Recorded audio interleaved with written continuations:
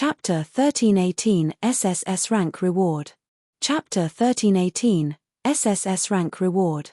Chapter 1318 SSS Rank Reward. When the NPC administrator heard that Shifeng was there to complete his Tier 2 promotion procedures, he retrieved a crystal ball and placed it atop the table. Lord Protector, we need to test your power first. Please place your hands on the crystal ball, the administrator said respectfully. Without hesitation, Shifeng did as he was instructed. Although the system would upgrade players' attributes and physique once they completed their Tier 2 promotion quest, players wouldn't get access to all of the Tier 2 benefits right off the bat. Players first needed to register and get themselves tested at the Adventurers Association. Only after proving that they had completed their promotion quest would players be recognized officially as Tier 2 players. As Shifeng placed his hands on the crystal ball, golden sparkles flew from the orb. It is confirmed that your physique has reached the Tier 2 standard. Lord Protector, please follow me. The administrator nodded after confirming Shifeng's upgrade. He then led Shifeng out the lounge's back door. Shifeng wasn't particularly surprised. The crystal ball was only a tool to check whether a player's physique had reached Tier 2 without the bonus of weapons or equipment. The next part was key and would determine what kind of benefits players received after reaching Tier 2. Only after players had officially obtained their Tier 2 class would they be recognized as an adventurer in God's domain and qualify to receive personal commissions. This was one of the major differences between Tier 1 and Tier 2 players. To independent players, this gap would determine how successful they would be in God's domain. The administrator led Shifeng to the Adventurers Association's arena. The arena wasn't particularly large, with less than a 30-yard radius. However, numerous magic arrays enveloped the arena, and dense mana choked the area. Shifeng's weakened state even subsided temporarily, his attributes recovering to their peak. Lord Protector, we will test your strength next to determine which rank you can reach. This will also help determine which commissions are most suitable for you. Please display your strongest abilities, the administrator explained. All right. Let's begin. Shifeng nodded. This wasn't the first time he had taken the test. After officially becoming a Tier 2 player, players could accept private commissions from the Adventurers Association. There were many Tier 2 commissioned quests. However, players could only accept a limited number of such quests each week. This limit was relative to one's adventurer rank. To put it simply, the stronger one was, the more quests they could accept. They could also accept more difficult quests. The first strength assessment was the most convenient for players when they became high-ranking adventurers. If one wished to raise their adventurer rank later, they would have to fulfill certain conditions first, and doing so would take a considerable amount of time. Even after completing their promotion quests, many players in the past had chosen to train for some time before taking their first strength assessment. Overall, 6 ranks divided adventurer players: Bronze, Mysterious Iron, Secret Silver, Fine Gold, Dark Gold, and Epic. Once mainstream players reached level 50, players would start determining strength based on this adventurer rank. This was just like how players judged each other's combat standards based on their achievements in the Divine Colosseum's Trial Tower. However, unlike the Trial Tower, which only judged one's combat techniques, the adventurer ranks were determined by a player's overall strength. Commission quests would also vary based on players' adventurer ranks.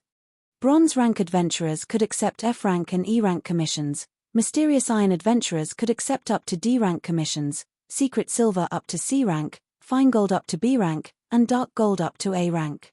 Meanwhile, Epic adventurers could accept all commissions, including Kingdom level quests and S rank commissions. There was no limit to the number of people who could qualify for the first 5 ranks. However, each kingdom could only have a maximum of 10 epic adventurers.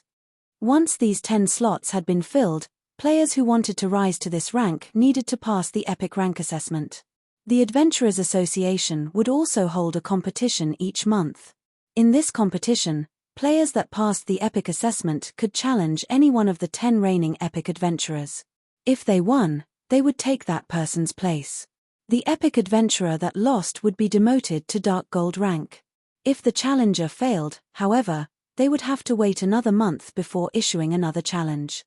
In the past, The names on this shortlist had changed practically every month, aside from those monster-like players.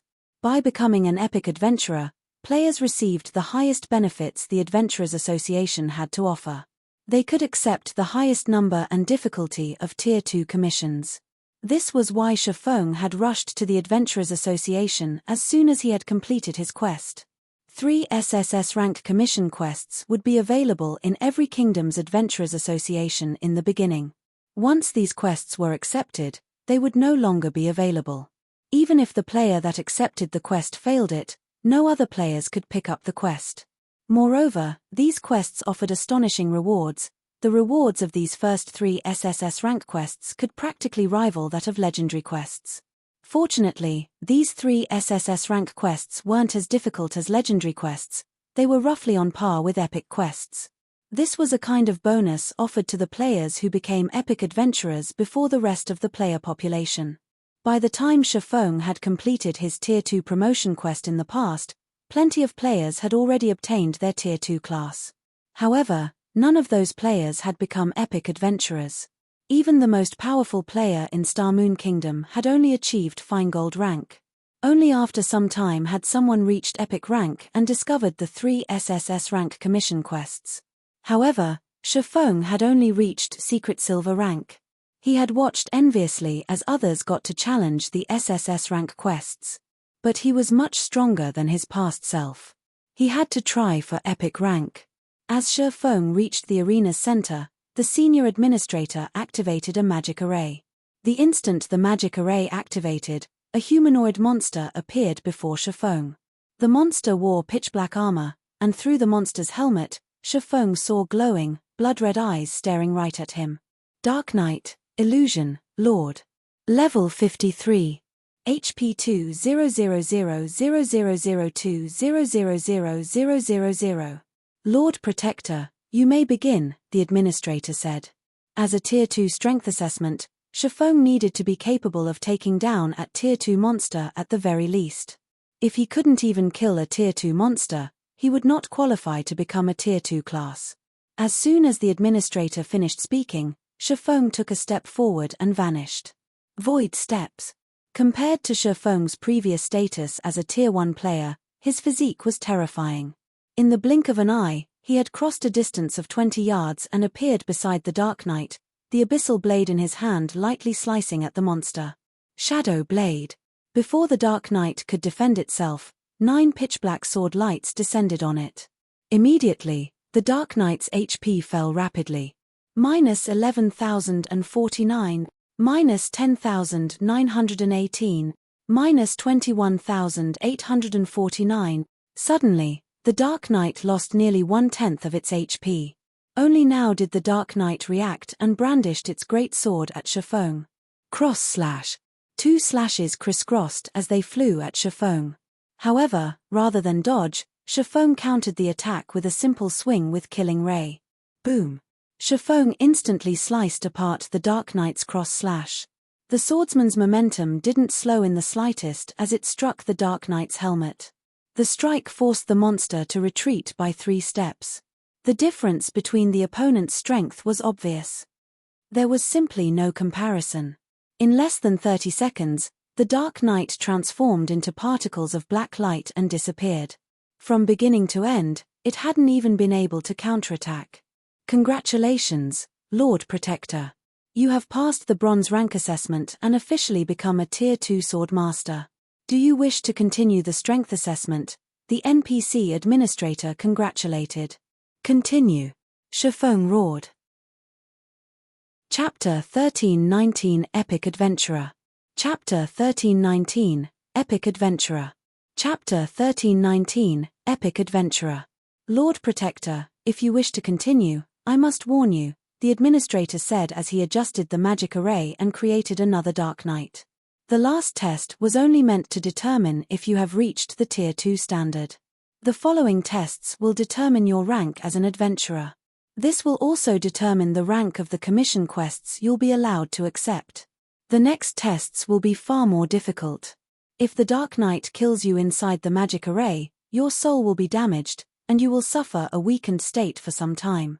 Moreover, the stronger the Dark Knight is, the longer the weakened state will last. Are you sure you wish to continue? Continue. Shifeng answered without hesitation. He was very familiar with the consequences. The bronze assessment was the lowest rank for Tier 2 players. The following assessments were the real challenge. Completing the Tier 2 promotion quest was already difficult. Most experts were only capable of passing the Mysterious Iron assessment. One could say that the Mysterious Iron assessment was a dividing line between expert and elite players. As soon as Shifeng gave his answer, the administrator injected a stream of mana into the Dark Knight. Immediately, the Dark Knight's eyes released a bright, red glow, its aura growing stronger. Dark Knight, Illusion, Lord. Level 53. HP 3000030003000. This time, rather than wait for Shifeng to attack, the Dark Knight took the initiative to use charge at Shifeng. Upon arriving before Shifeng, the Dark Knight swung its silver greatsword. This Dark Knight was far superior to the last in both speed and strength. Boom! As it landed, the greatsword created a crack in the ground that extended for over 10 yards. However, this frightening, destructive power hadn't hit Shifeng. The silver greatsword had only landed beside Shifeng's feet. Meanwhile, a blue long sword pierced through the Dark Knight's heart, causing a critical damage of -25,274. The crimson radiance from within the Dark Knight's helmet brightened. Tightening its grip on its greatsword, the Dark Knight twisted as it swung its weapon horizontally. Whirlwind slash! Dang! A crisp clang echoed throughout the arena. The abyssal blade had stopped the silver greatsword in its tracks, holding it away from Shifeng. Meanwhile, the sacred sword in Shifeng's other hand descended on the Dark Knight once more. Shifeng had easily been capable of killing a lord of the same level when he had been a Tier 1 player. Now that he had been promoted to a Tier 2 sword master, killing such an opponent would be a piece of cake. In less than a minute, the Mysterious Iron rank Dark Knight faded into particles of black light and disappeared. Another Dark Knight quickly took its place. However, this monster was slightly different. Instead of a greatsword, it wielded 2 double-edged axes. Its aura was also far more violent. Dark Warrior, Illusion, High Lord. Level 53. HP 4000004000000. Lord Protector, do you wish to continue? The administrator asked again. Continue. Shifeng nodded. He was very familiar with the Dark Warrior before him. When he had become a Tier 2 player in his previous life, he had faced this Dark Warrior during his first assessment. Afterward, he had spent a lot of time and effort to improve his weapons, equipment, and techniques before he had defeated the Dark Warrior and became a secret silver adventurer. As Shifeng declared his intent, the Dark Warrior roared and dashed towards Shifeng like a wild beast. When only 10 yards separated the two combatants, the Dark Warrior threw one of its axes at Shifeng. An explosion shook the arena as the axe tore through the air, flying straight for Shifeng's heart. Death throw. Immediately after, the Dark Warrior raised its other axe before pushing off of the ground. The monster shot forward like a bullet and followed closely behind the axe it had thrown. It was clear that the Dark Warrior intended to take advantage of the moment Shifeng dodged its axe to strike. In terms of combat techniques, the Dark Warrior was undoubtedly stronger than the prior Dark Knights. Only, before the thrown axe could reach Shifeng, a blue streak of light struck the weapon and sent it flying off course. The Dark Warrior was stunned. Shifeng then used his abyssal blade to block the Dark Warrior's axe.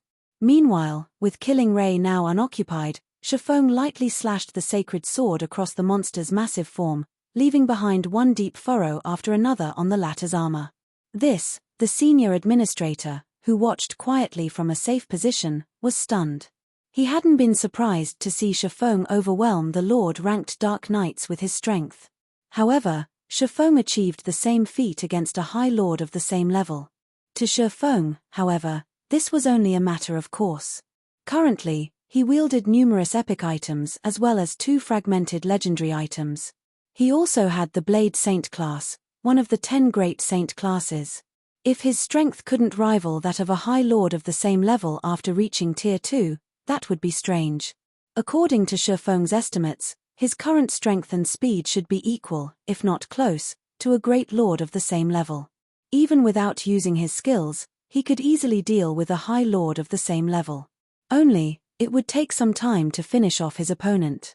After a minute and a half, without suspense, Shifeng defeated the Dark Warrior. Then, the fine gold rank Dark Warrior appeared. It was similarly a high lord, though it possessed a few more skills than the secret silver rank Dark Warrior. Its basic attributes were also slightly superior, and its combat standards could rival a player who had reached the Trial Tower's 5th floor. It also had 5 million HP. In the past, only a handful of Star Moon Kingdom's players had defeated this terrifying monster in their first assessment. However, against Shifeng, who had an advantage in terms of strength, speed, and techniques, the Dark Warrior only lasted 2 minutes before collapsing to the ground. As the fine gold rank Dark Warrior died, a Dark General wielding a spear took its place. The Dark General also had a long sword hanging from its waist. Dark General, Illusion, Great Lord. Level 53. HP 6 000006 000000. This was the gatekeeper that had prevented every player in Star Moon Kingdom from becoming a Dark Gold adventurer during their first assessment. Come, Shifeng invited the Dark General as he activated Phantom Kill and 9 Dragons Slash. This time, Shifeng chose to use his doppelganger to distract the Dark General while he dealt damage from the sides. Although his doppelganger lost some HP each time it blocked an attack, the Dark General lost HP at a much faster rate. Eventually, when the doppelganger was almost out of HP, both Shifeng and his doppelganger used Flame Burst. After receiving 30 devastating strikes, the Dark General lost of its remaining HP. With its final struggle, the Dark General took Shifeng's doppelganger with it the grave. As the Dark General disappeared, the magic array covering the arena went berserk as it devoured mana from its surroundings and diverted it to the center of the arena. Gradually, a 3-meter-tall knight decked out in golden armor and dual-wielding 2 crimson greatswords formed. King of Darkness, Illusion, Grand Lord. Level 53. HP 8 00000008 000000. Although Shifeng had known about the epic assessment's difficulty, he was a little shocked as he met the King of Darkness for the first time. Were this not an assessment, but an actual Grand Lord of the same level, he could simply turn tail and run. After all, a Grand Lord's HP and battle recovery alone were enough to overwhelm him. After Shifeng rested, he started the challenge. Immediately, the King of Darkness waved its 2 great swords. 3 level 53, Lord rank Dark Knights then appeared by its side. Though, unlike the previous Dark Knights, these only had 800,000 HP each. However, as these Dark Knights died, the King of Darkness could summon them again. Moreover, each Dark Knight's death would heal the King of Darkness for 400,000 HP. To ordinary players, the King of Darkness was an unreasonable opponent.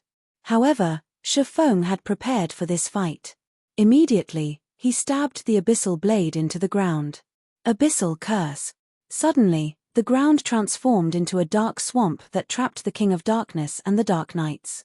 But contrary to Shifeng's expectation, Abyssal Curse hadn't decreased the King of Darkness's attributes. Shifeng no longer held back as he activated Heavenly Dragon's power. His strength attribute instantly surpassed that of the King of Darkness. He then activated Instant Strike and appeared before the Grand Lord. Phantom Kill, 9 Dragons Slash. His doppelganger also activated Instant Strike the moment it appeared, its attack speed and damage skyrocketing. Shifeng and his doppelganger then launched a barrage of attacks at the King of Darkness.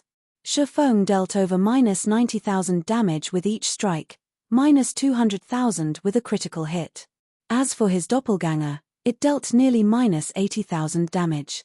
Sword lights descended on the King of Darkness like rain. The Grand Lord's HP vanished at a rate visible to the naked eye. In 3 short seconds, the King of Darkness's HP fell to 50%. It raged as it broke free from Abyssal Curse's binding, brandishing its twin greatswords. In response, Shifeng cast Abyssal Bind on the King of Darkness, not giving the Grand Lord a chance to counterattack. Although Abyssal Bind couldn't restrict the King of Darkness for 4 full seconds, Shifeng only needed 1 or 2 seconds. Thundering Flash. Thunder Flame Explosion. Dragon Breath. Flame God's Fury. One skill after another mercilessly collided with the King of Darkness. Once the Grand Lord had 1/3 of its HP, any additional damage Shifeng dealt caused a part of its golden armor to turn black. At the same time, the Grand Lord's aura seemed to grow stronger. The 9 pitch-black chains that bound the King of Darkness began to shatter. It was obvious that the King of Darkness had a passive skill that boosted its attributes as it lost HP. The King of Darkness was already life-threatening. The Grand Lord's frightening, destructive power even shocked Shifeng. When the King of Darkness was nearly free from its bindings, Shifeng and his doppelganger used Flame Burst simultaneously. 4 miniature suns illuminated the arena. Although the King of Darkness eventually freed itself and blocked some of the 30 devastating strikes, each of Shifeng's strikes that hit dealt over -200,000 damage, -400,000 for critical hits. Even though the Grand Lord had blocked a fraction of the attacks, Shifeng finished off the King of Darkness by the time Flame Burst ended. As the King of Darkness died, the sound of a system notification reached Shifeng's ears. System. Congratulations. You have become Starmoon Kingdom's first epic rank adventurer. Your name will be known throughout Starmoon Kingdom. Please retrieve your reward from the Adventurers Association's Association Leader. Chapter 1320 – A Quest that Determines the Fate of a Country. Chapter 1320 – A Quest that Determines the Fate of a Country. Chapter 1320 – A Quest that Determines the Fate of a Country. Retrieve a reward from the Adventurers Association's Association Leader. Shifeng smiled bitterly as he read the system notification. The Association Leader was the highest position in the Adventurers Association. The Association Leader of White River City's Adventurers Association wasn't the same as the city's magistrate. Normally, a city magistrate couldn't leave the city under their management. In contrast, the association leaders left their cities frequently, so they were extremely difficult to meet. Although it had been referred to as a reward, in reality, it was a considerably high-difficulty quest. Once the King of Darkness vanished, Shifeng heard another system notification. System, do you wish to leave your name on the epic list? Shifeng instantly clicked yes. However, he altered the name he registered with, using Black Flame. Once he entered his name, it appeared on the massive pillar at the edge of the arena. Any player that came to the Adventurers Association for their Tier 2 assessment would see it. The senior administrator excitedly approached Shifeng, holding a dark purple emblem. This was proof that he had become an epic adventurer in Starmoon Kingdom. There were only 10 such emblems in the entire kingdom, and it was definitely an honor to receive one. Lord Protector, congratulations on becoming an epic adventurer. This purple star emblem is proof of your identity. You can accept any Tier 2 commission quests without restrictions as long as you reveal it. The senior administrator carefully handed the emblem to Shifeng, reverence filling his gaze as he looked at the swordsman. Only 10 epic adventurers could exist in Starmoon Kingdom at a time. The position could practically rival the association's 4-star adventurers. As Shifeng received the emblem, emotion overwhelmed him. In the past, even the dark gold ranked emblem had been far out of his reach, much less the purple star emblem. The purple star emblem provided more than access to quests. He would also have access to many other privileges in the Adventurers Association. For example, when players accepted commission quests, they needed to pay a deposit fee. Players with the purple star emblem enjoyed a 50% discount on these fees. The Adventurers Association would also prepare one S-rank quest for epic adventurers once a week. The Tier 2 commissioned quests were available throughout the country, but there was a limited number. As players accepted these quests, fewer would be available. Multiple players couldn't accept a single commission quest unless it were specifically a team-based quest. Moreover, depending on the difficulty ranking, the number of available commissioned quests would change. For example, Fine-Gold adventurers were allowed to accept a maximum of B-rank commission quests. However, there were very few quests available to Fine-Gold adventurers. They'd be lucky if they got their hands on a C-rank commission. It was even more difficult for Dark Gold adventurers. In addition, the Adventurers Association did not update the commission quests at regular intervals. The updates were random. Hence, nobody knew when high-rank quests would resurface. As a result, the competition between high-ranking adventurers became even more intense. Epic adventurers were the only exception, as they would be granted a designated S-rank quest each week. Commission quests were different from public quests. Take epic and legendary quests for example. If the players who accepted these quests failed to complete them within the stipulated time frame, they would suffer a severe penalty, but players wouldn't be punished for failing the Adventurers Association's commission quests.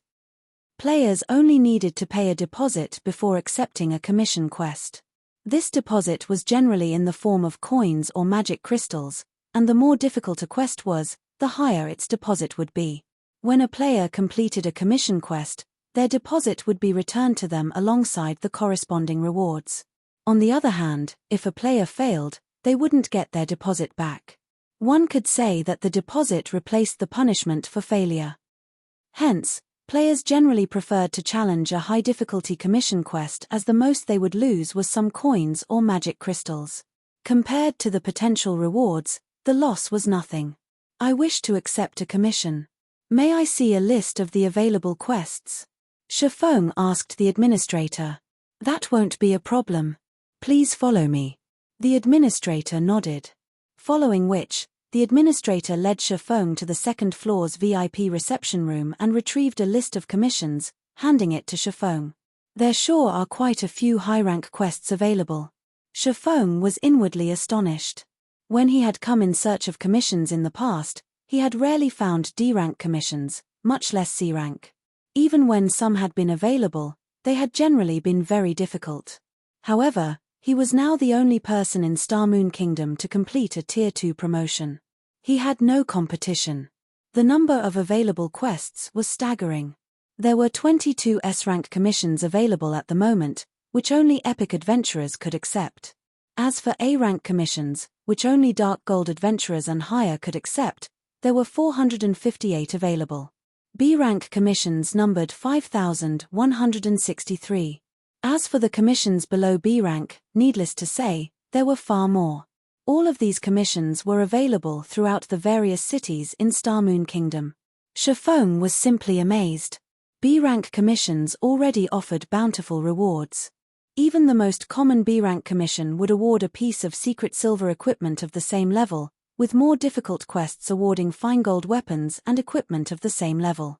After reaching level 50 and beyond, it would be extremely difficult to obtain secret silver equipment, not to mention fine gold equipment. However, these factors weren't the most important aspect of commission quests. Once players completed a commissioned quest, the Adventurers Association would award a corresponding number of contribution points. Although players could exchange these points for weapons and equipment, players could also purchase valuable Tier 2 skill books. When players reached Tier 2 in God's Domain, they would no longer be able to learn basic Tier 2 skills from their class instructors as they had during Tier 1. Normally, players could only obtain Tier 2 skills by completing quests or from loot and treasure chests. One of the most frequently used methods to obtain Tier 2 skill books was through the Adventurers Association. Tier 2 skills were much stronger than Tier 1 skills. Whenever Tier 2 players obtained a Tier 2 skill or upgrading their Tier 1 skill to Tier 2, their combat power would increase significantly. Many players had rushed to the Adventurers Association to compete for commission quests every day in the past. As the game progressed, the Adventurers Association would become even more popular. Sure enough, these 3 quests are still the available SSS-ranked commissions. Shifeng quickly located the 3 most difficult quests available throughout Star Moon Kingdom. Normally, S-rank commissions were considered kingdom-level quests. In other words, success and failure could affect an entire kingdom. Needless to say, these were incredibly difficult quests. Only powerful epic adventurers could hope to challenge them. SS-rank quests were obviously more important than S-rank. Normally, these quests could affect 2 or 3 kingdoms or an empire. SSS rank commissions could determine a country's rise or fall. Normally, encountering such a quest heavily relied on luck. Now, however, 3 of these quests were available, and they were Revenge of the Fallen, Undead Resurrection, and Ancient Orc Empire. These 3 quests had been very well known in Star Moon Kingdom in the past. However, not a single player had completed any of these quests. It had been one of the Star Moon Kingdom's regrets, as any one of these quests could lift the kingdom to prominence. In the past, there had been a country called the Golden Sands Kingdom. Due to the kingdom's epic adventurers completing the first 3 SSS rank commissions the system offered, the kingdom had grown to become the Golden Sands Empire. Not only had the kingdom annexed its 2 neighbors during its promotion, but it also grew to occupy several massive, neutral maps. This incident had shocked God's domain. Nobody had ever thought that epic adventurers had that kind of ability. Of course, those epic adventurers had only completed the SSS rank commissions due to them being as difficult as upper rank epic quests. One of the reasons that Shifeng wanted to become an epic adventurer so quickly in this life was that he wanted to promote Star Moon Kingdom to Star Moon Empire. Chapter 1321 National Weapon. Chapter 1321 National Weapon. Chapter 1321 National Weapon. The 3 SSS ranked commissions were crucial to Star Moon Kingdom's upgrade. If Star Moon Kingdom were upgraded to an empire, as the kingdom's number 1 guild, Zero Wing would rise with it. This developmental method was much easier than contesting with other guilds for territory. There were many other benefits to be had when a kingdom upgraded to an empire as well. One of them was the acquisition of the neutral maps surrounding the kingdom. God's domain's neutral maps occupied more area than all of the empires and kingdoms combined. Every one of these neural maps was a high-level area. Many among them were also high-resource maps. Once players reached level 50, they would gradually migrate to these neutral maps. Maps above level 100 were extremely rare in kingdoms. Empires did not fare much better in this regard. Hence, it was only a matter of time before players turned towards neutral maps to continue their development. Meanwhile, when a kingdom upgraded, it would annex these maps, and the new empire would claim the areas. It would then become much easier to level in these maps due to the NPC cities that would emerge. In the past, every NPC city constructed in a neutral map had a minimum player population of 3 million. Among them, the NPC city in the Shallow Hills, one of the neutral maps the Golden Sands Empire had claimed, had reached a player population of over 10 million during its peak. This gave the epic adventurer guilds, who completed the SSS rank commissions, a massive windfall. This was due to the new city's lands. To purchase those lands, players needed a certain amount of reputation in the former kingdom or noble status in the new NPC city. It had become impossible for non-native guilds to purchase the lands within a short amount of time. Meanwhile, due to the neutral map's high-level environment, the new city's lands had been far more valuable than lands in cities near low-level maps. Shifeng had been planning this since he joined God's domain in this life. Lord Protector, there is a very large variety of commissions available. If you are unsure of which to choose, I can offer a recommendation based on your preference and requirements, the senior administrator suggested after Shifeng's long moment of silence. Thanks for the offer, but I've made my decision. I'll choose the Ancient Orc Empire, Shifeng said as he pointed to the quest name on the list. Although Star Moon Kingdom's past players had known about the 3 SSS rank commission quests, no one had known about the quest's contents aside from the player who accepted them. After carefully reading through the quest's contents, Shifeng concluded that the Ancient Orc Empire was the easiest among the 3. Based on his current abilities, completing the other 2 would be impossible. Revenge of the Fallen required him to kill 5 Fallens that hid within Star Moon Kingdom. The Fallen within Star Moon Kingdom would not be as easy to deal with as Baron Woker. The system wouldn't suppress them. A Fallen at its peak had the strength to destroy an entire city. Moreover, these Fallens hid all over Star Moon Kingdom. Just finding them would be a difficult task. It was no wonder why nobody had completed the commission in the past. Undead Resurrection wasn't easy either. He needed to gather 3 extremely rare items, the Book of Undead, the Bone Staff, and the Ancient Contract. Of these items, Shifeng had only heard of the Book of Undead. However, this item was located in the level 80 neutral map, Slumbering Tomb. It was the gathering place for undead. The Book of the Undead was even guarded by the Tier 4 mythic rank Skeleton King. Shifeng had no hope of obtaining the book. And he had never heard of the other two items before. He did not even know where to start looking for them. That only left the ancient Orc Empire.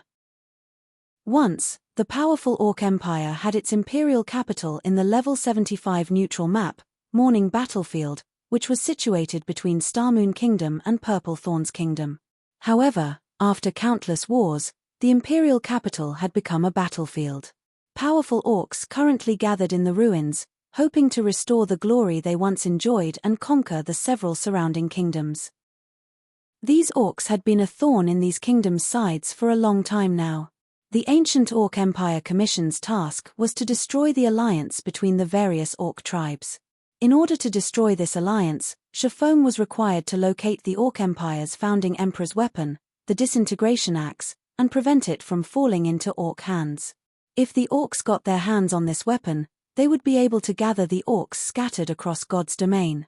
If they succeeded, God's domain's various kingdoms and empires would be in trouble. Fortunately, the disintegration axe had been very famous in the past.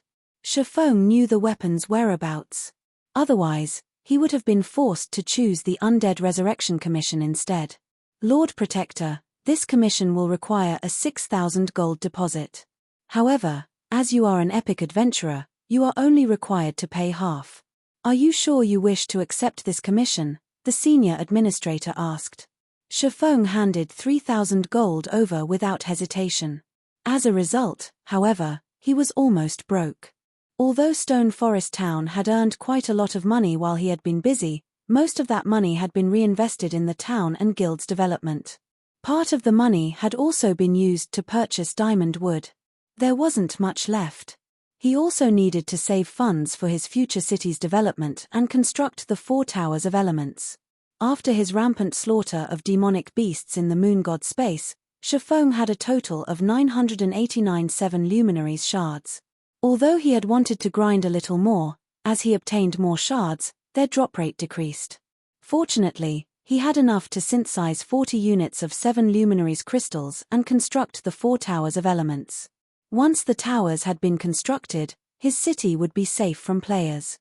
However, constructing a high-end building like the 4 Towers of Elements cost an astronomical number of coins. Based on Shifeng's initial estimates, the other materials alone would cost around 90,000 gold. Once Shifeng accepted the commission and was about to return to the candlelight trading firm, Blackie contacted him. Has something happened? Shifeng asked when he saw Blackie's grim expression. Guild leader, we lost again, Blackie replied quietly. What? Even Aqua and Summer were defeated. Shifeng was slightly stunned. He had sent Aqua Rose and the others to the battle arena. He had a very clear understanding of Aqua Rose and Alluring Summer's strengths. Both were fully geared in top-tier equipment. In addition, not only were they refinement realm experts, but the 2 women had also grasped a portion of the secret spellcasting technique. With their strength, no one throughout Starmoon Kingdom should be their match. Only the Superpow's peak experts should be able to offer a challenge. Restoring Zero Wing's reputation should be a piece of cake for them. Well, no. The other side suddenly asked to change the rules of the competition and is now seeking to melee combat. Skills, spells, and tools are not permitted. So, only Cola, Shadow Sword, and Flying Shadow were able to fight. However, all 3 were defeated. That evil fire kid still hasn't made a move either, Blackie explained. Currently, the people in the battle arena are starting to badmouth us, saying that Zero Wing doesn't have any capable experts. Many guilds have sent spies to rub salt in our wounds. If we don't stop those guys now, the prestige we've worked so hard to gain will most likely. Guild leader, what I'm trying to say is that we should send in Big Sis Fire. She can definitely defeat those punks. This is interesting. Even Cola and Flying Shadow's techniques were no match for them. Shifeng's lips curled up, his interest in Evil Fire growing. First, Evil Fire had challenged him, the guild leader of Zero Wing, publicly. He then went to Stone Forest Town a day before the competition to make a name for himself. With this, Shifeng would have no choice but to accept Evil Fire's challenge. Guild leader, should I ask Big Sis Fire for help? Blackie asked anxiously. Fire Dance had been busy dealing with important guild affairs. Moreover, Shifeng had already stated that without his permission, nobody was to disturb Fire Dance. However, they had no choice but to involve Fire Dance, the number 2 melee expert in Zero Wing, to teach those challengers a lesson now that trouble was knocking on their door. Unfortunately, involving Shifeng wasn't an option. If their guild leader fought a bunch of nameless challengers, it would humiliate Zero Wing and its members. After all, Zero Wing was no longer some small, upstart guild. It was Star Moon Kingdom's number 1 guild. No.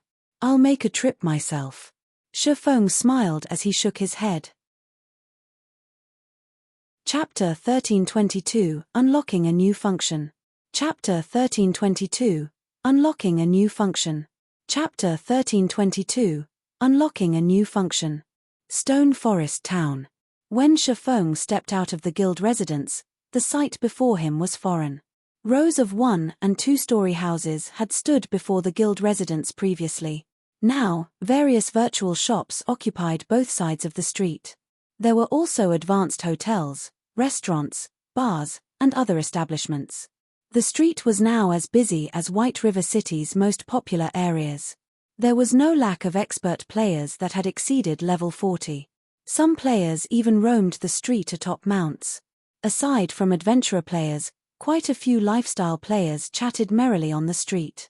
Many wandering merchant NPCs hawked their wares from temporary stalls along the main street. The NPC traffic was just as shocking as the number of players. The lively scene made Stone Forest Town look like a city rather than a town. Shifeng was surprised. After just a few days, Stone Forest Town had undergone such a massive transformation. If the town continued to develop at this rate, it wouldn't be long before it could be promoted to an advanced town.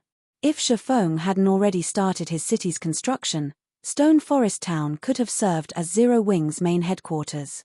As Shifeng slowly made his way to the battle arena, he eavesdropped on the conversations throughout Stone Forest Town. More experts are gathering in the battle arena each day. Before this, I could have easily ranked among the daily tournament's top 100 and earned the consolation prize. Now, I can't even get within the top 300. That's right. Only our team leader can hold his rank in the top 100 now. However, I heard that Zero Wing plans to extend the consolation prizes to cater to the top 300 soon. The top 100 contestants will get priority in purchasing exotic stamina potions from the Candlelight trading firm. They'll even get a 10% discount. But they will be limited to 3 bottles. Priority in purchasing the exotic stamina potion? That's great. Candlelight only sells a limited number each day, and the various large guilds and second-hand dealers usually claim them. That's right. Fortunately, we have our team leader. We'll be able to buy 3 exotic stamina potions every day. As long as we stockpile, we'll be able to explore those high-level maps. Our income will be amazing. I heard that the Sharp Edge Adventurer team went on an expedition earlier, venturing into the core of the Ghost Ruins and making a fortune. I've also heard that they're already preparing to buy their second private house in Stone Forest Town. All that's left is to wait until Zero Wing sells more. They made that much money. I heard that the private houses auctioned for more than 600 gold. I'm guessing that they'll be far more expensive during the next auction. Of course. They came across a fine gold treasure chest during their expedition and obtained a secret silver-ranked combat boots design from it. They sold it in the auction house for a fortune. The exotic stamina potion is awesome. Practically nobody explores those distant maps. I wish we could get a private house in Stone Forest Town. We'd be able to participate in the Battle Arena's daily tournament every day. We could also purchase special tools from the wandering merchants. That's right. Unfortunately, our leader is still hesitant. He's unsure of whether or not we should equip each team member with a mount first. The players' eyes sparkled as they discussed Stone Forest Town's private houses. No one had thought much of the town's private houses previously. After all, there were transport carriages that traveled to and from other NPC towns, saving them plenty of time. However, These players realized that there was a world of difference between the teams that owned a private house those that did not. Not only could the teams that owned private houses send their strongest expert to the battle arena, but they could also purchase various items from the wandering merchants when the NPCs restocked. Most importantly, team members could accumulate the double EXP buff. They also had the option of using their private houses as warehouses. It seems people are starting to realize the benefits of private houses. However, this is only the beginning. Shifeng's confidence in his plans grew as he listened to the public's growing interest in Stone Forest Town's private houses. In reality, private houses offered more than just easy teleportation for their owners. Their companions could also utilize this function. Unfortunately, only a small number of players could teleport at a time. Moreover, the cooldown between each teleport was considerably long. In addition, private houses needed to reach a certain rank before this function would be available. To put it simply, private houses could be upgraded like guild residences, private rooms, and shops. In fact, player-constructed private houses were much easier to upgrade. It simply depended on whether or not the house's town had reached the required standard to unlock the group teleportation function. This was also why players preferred to purchase private houses in large guilds' towns and cities. First, it granted them some security. Players wouldn't have to worry about other guilds invading and capturing the town. Second, large guilds' towns tended to develop quickly. This, in turn, meant that the private houses could be upgraded very quickly. Currently, Stone Forest Town was an intermediate town. Owners could already upgrade their private houses. Unfortunately, the town had yet to unlock the group teleportation function. Two conditions needed to be met to unlock this function. The first condition was a player population of over 300,000. For Stone Forest Town, meeting this requirement was a piece of cake. The second condition was the town's security. This condition was a little more complex. The town needed a sufficient number of defensive structures and a certain quality of the NPCs guarding the town. Once these conditions were met, the town would unlock the group teleportation function. Stone Forest Town had already met the requirement for defensive structures. The only problem remaining was the quality of the NPC guards. Although the guild could recruit NPC guards, it couldn't nurture them. Hence, the quality of the NPCs depended on the town's standard and luck. It would take time to meet the requirement. Fortunately, things had changed. Shifeng had intended to use the Heroes chapter in his new city. After reviewing the situation, though, Shifeng decided that this was a good opportunity to develop Stone Forest Town. Before Shifeng had realized it, he had already reached Stone Forest Town's most popular location, the battle arena. A large crowd of players was trying to squeeze into the battle arena, now the size of Jin High City's city center sports arena. The scene wasn't any less lively than the White Tiger Dojo's friendly competition. Meanwhile, in the battle arena's fourth-floor tournament hall, players filled the stands as they constantly cheered on the fighters on the stage. Among them, many were level 40 and above experts. At this moment, the fight on the stage reached its conclusion. The victor was a cloaked berserker. However, the spectators hadn't cheered because the match was so exciting. Rather, their cheers were due to another Zero-Wing expert's defeat. Sure enough, Turtle Dove isn't a match for them. Blackie sighed as he watched the stage. Both Rampant Blade and Yi Wumian had fought as well. However, their opponents had been too strong. Neither had lowered their opponent's HP below 50%. Only Flying Shadow and Shadow Sword had reduced their opponent's HP to nearly half. The unknown challengers were ridiculously strong. Ha ha ha. It seems Zero-Wing's experts only amount to this much. They are only slightly stronger than those first-rate guild peak experts we challenged before. Zero-Wing, just send whatever expert you've got. I'll accept the loss if you can get my HP below 50%, a 2-meter tall, cloaked berserker said, laughing. Damn it. They're looking down on Zero-Wing. Shadow Sword slammed his palms on the guardrail, wrathful flames burning in his eyes. If Big Sis Fire were here, she would beat them to a pulp. Zero-Wing's other members nodded in agreement. Fire Dance was the undisputed number 2 melee expert in Zero Wing. Only the Vice Guild leader Gentle Snow could put up a fight against her. No one else could even offer a challenge. Suddenly, a familiar figure slowly approached the stage. When Blackie and the others saw this figure, their jaws dropped. Guild Leader. Chapter 1323 Overwhelming. Chapter 1323 Overwhelming. Chapter 1323 Overwhelming. Blackie, Aqua Rose, and the other core members of Zero Wing in the spectator stands blinked in surprise. Guild Leader, you're going to fight? Turtle Dove, who stood by the stage, could not help but ask in surprise as Chiffon walked towards her. Chiffon wasn't wearing his black cloak, his appearance on display for all to see. However, even with an identification skill, players would only see his name, nothing else. MHM. I want to see their true strength for myself. Chiffon nodded. Although Blackie had sent him some of the opponent's battle videos, Flying Shadow and the others hadn't been able to force them to exhibit their true strength. They hadn't used anything unique, so it wasn't easy to relate them to God's Domain's past experts. Guild Leader, you need to be careful. When I fought him, I had the feeling that I couldn't exert my full power. It was as if all of my attacks had struck a ball of cotton. The technique he used to finish me off was particularly mysterious. When I watched the battle videos of when he had used the same technique during the previous rounds, I only saw him move. There were no afterimages or anything. But when I had faced him myself, it felt as if he had been everywhere around me. Ghost steps.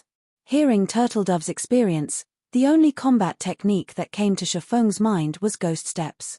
Like void steps, ghost steps was an advanced footwork technique. The technique made it difficult for opponents to predict the user's attack trajectory. In the past, very few people in God's Domain had used this technique. However, of the players Chiffon could remember, none resembled the man on the stage. Yifeng. It seems that Zero Wing is finally taking us seriously, Evil Fire, who sat in the VIP stands, said, smiling as he watched Chiffon. According to his knowledge, after Black Flame, the next strongest experts were Fire Dance, Gentle Snow, Yifeng, and Violet Cloud. Is he strong? The menacing-looking man carrying a blood-red shield on his back and holding a hammer asked curiously. Unwavering, based on Evil's reaction, he must be. It's a pity that it is still Tiger's turn to fight. If that player had just waited a little longer, it would have been my turn, a gorgeous, graceful woman said as she toyed with the pitch-black dagger in her hand. The woman wore the Light of Darkness set equipment, a level 45 dark gold set equipment for assassins. Sighing, she continued, watching from the sidelines is really boring. Flowers right. We shouldn't have agreed to such long intervals. Thanks to that, Tiger's getting all the good fights. The other group members nodded in agreement. They were fully aware of how strong the berserker, Mighty Tiger, was. He was already level 44. He could easily rank among the top 10 on an Empire's ranking list.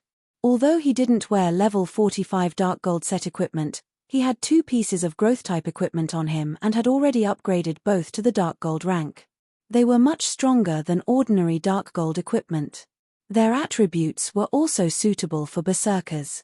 Recently, Mighty Tiger had also his growth type weapon, Howling Tomahawk, to epic rank, raising his combat power to a whole new level. Even their team leader had said that, with Mighty Tiger's standards, he could already challenge the top 200 experts on the God's Domain experts list. Moreover, that was without using ghost steps. But what about Star Moon Kingdom? Aside from Black Flame, who ranked 51st on the God's Domain experts list, the kingdom didn't have a single player in the top 200. If anything, only Fire Dance, who had risen to the 215th position in the latest update, was worth their attention. As long as Tiger defeats Yifeng, we just need to defeat Fire Dance or Gentle Snow. After that, I doubt that Black Flame will be able to just stand by. He'll be forced to accept your challenge tomorrow, Evil. Unwavering Hand said as he shifted his gaze to Aqua Rose and the other Zero Wing core members. Evil, make sure to give it your all. The leader has a very favorable view of you. You will be representing our adventurer team in its debut fight. You can't lose. Big Brother Unwavering, I thought you were aware of my abilities. Just sit back and enjoy the fight tomorrow, Evil Fire said, smiling. He paid no attention whatsoever to Black Flame's title of Sword King.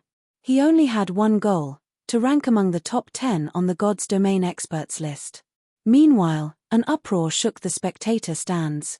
Crap, isn't that Yi Feng, Zero Wing's honorary elder? After losing so many matches, it seems Zero Wing had finally decided to get serious. That Berserker's winning streak will come to an end. That's not certain. The previous Zero Wing experts were defeated so easily. Although the rumors about Yi Feng's feats are impressive, that doesn't mean he can defeat that Berserker. That's right. None of Zero Wing's experts could reduce the Berserker's HP to below 50%. This is also a melee battle. They can't use any skills, spells, or tools. This shows how high the Berserker's combat standards are.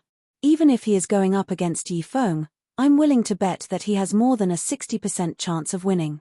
If anything, I don't think anyone but Black Flame and Fire Dance can put up a fight. I guess that's true. Although the rumors about Yi Feng say that he is very powerful, his battle records are old.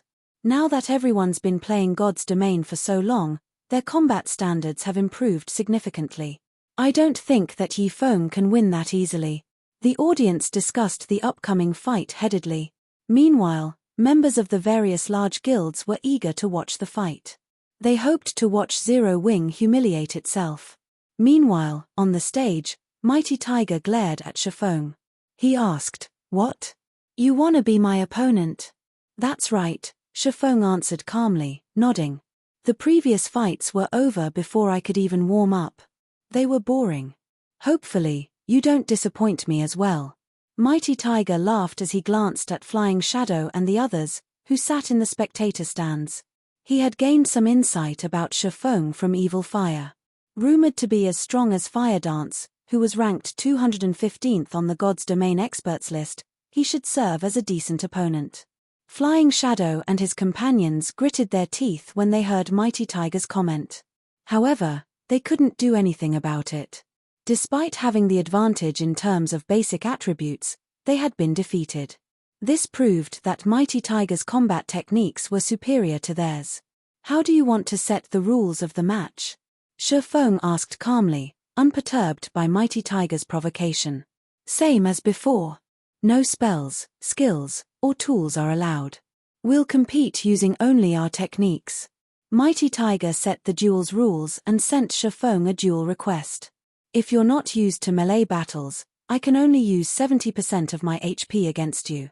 You'll win if you take me down to 30%. Hearing Mighty Tiger's terms, the spectators gasped. They hadn't expected Mighty Tiger to be so bold.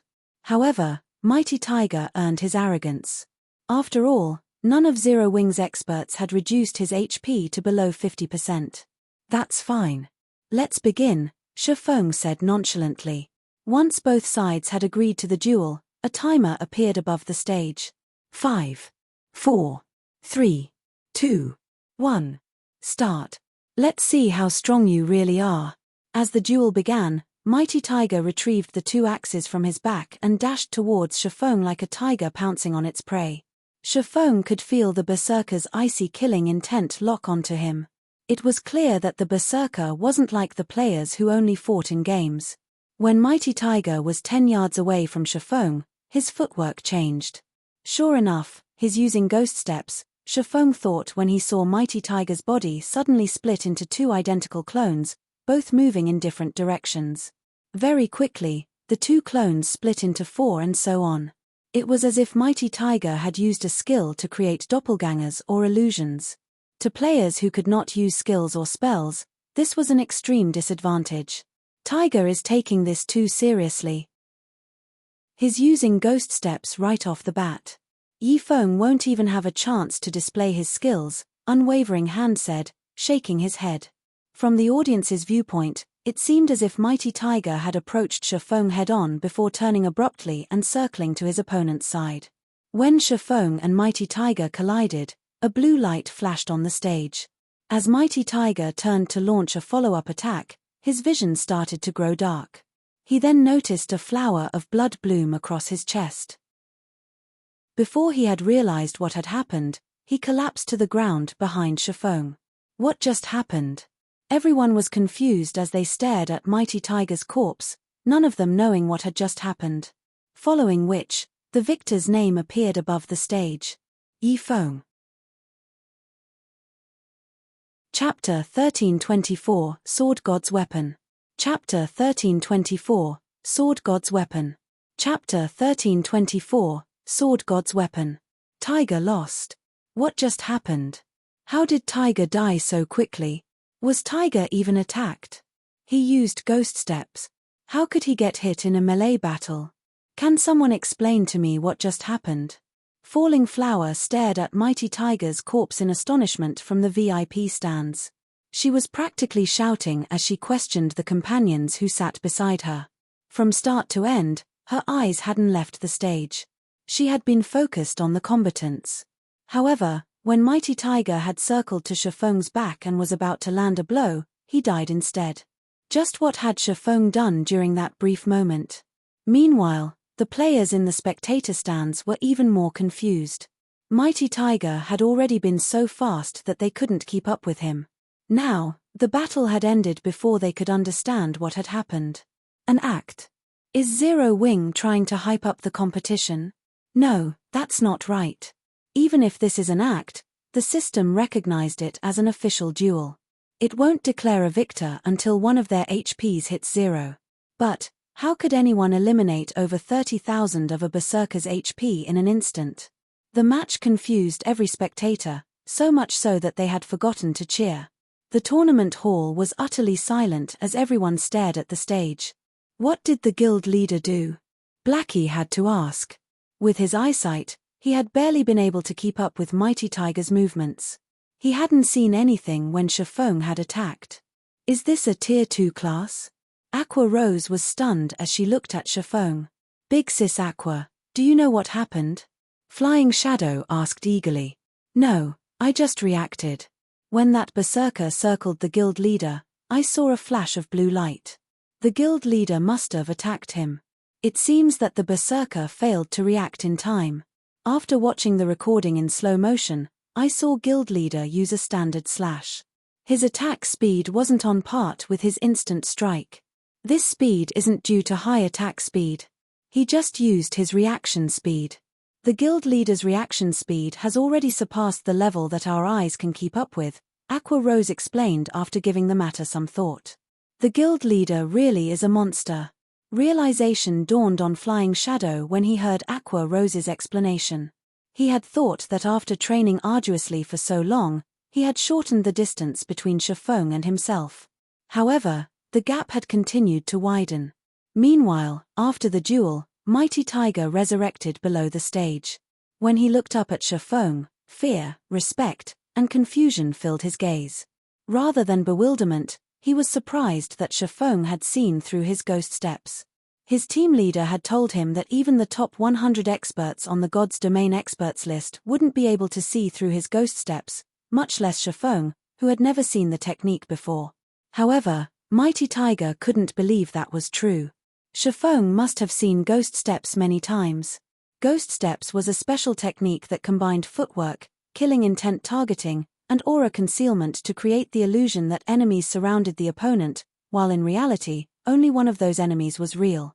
It was a combat technique that specialized in dealing with experts. Experts had very sharp senses, and they would often react instinctively. It was an amazing technique. Against an ordinary player, however, the technique's effects would be minimal. Aside from being a peak expert, Shifeng was a Tier 2 swordmaster. His physique far exceeded Mighty Tiger's. When dealing with abnormal speed, Shifeng only needed to focus, and Mighty Tiger's movements would play in slow motion in his mind.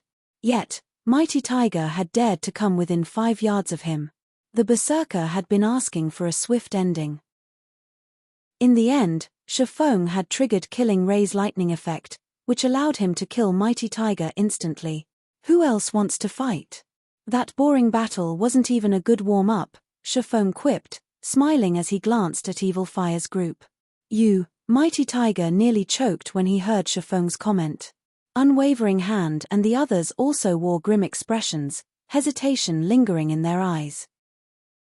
Shifeng's performance had thoroughly stunned them.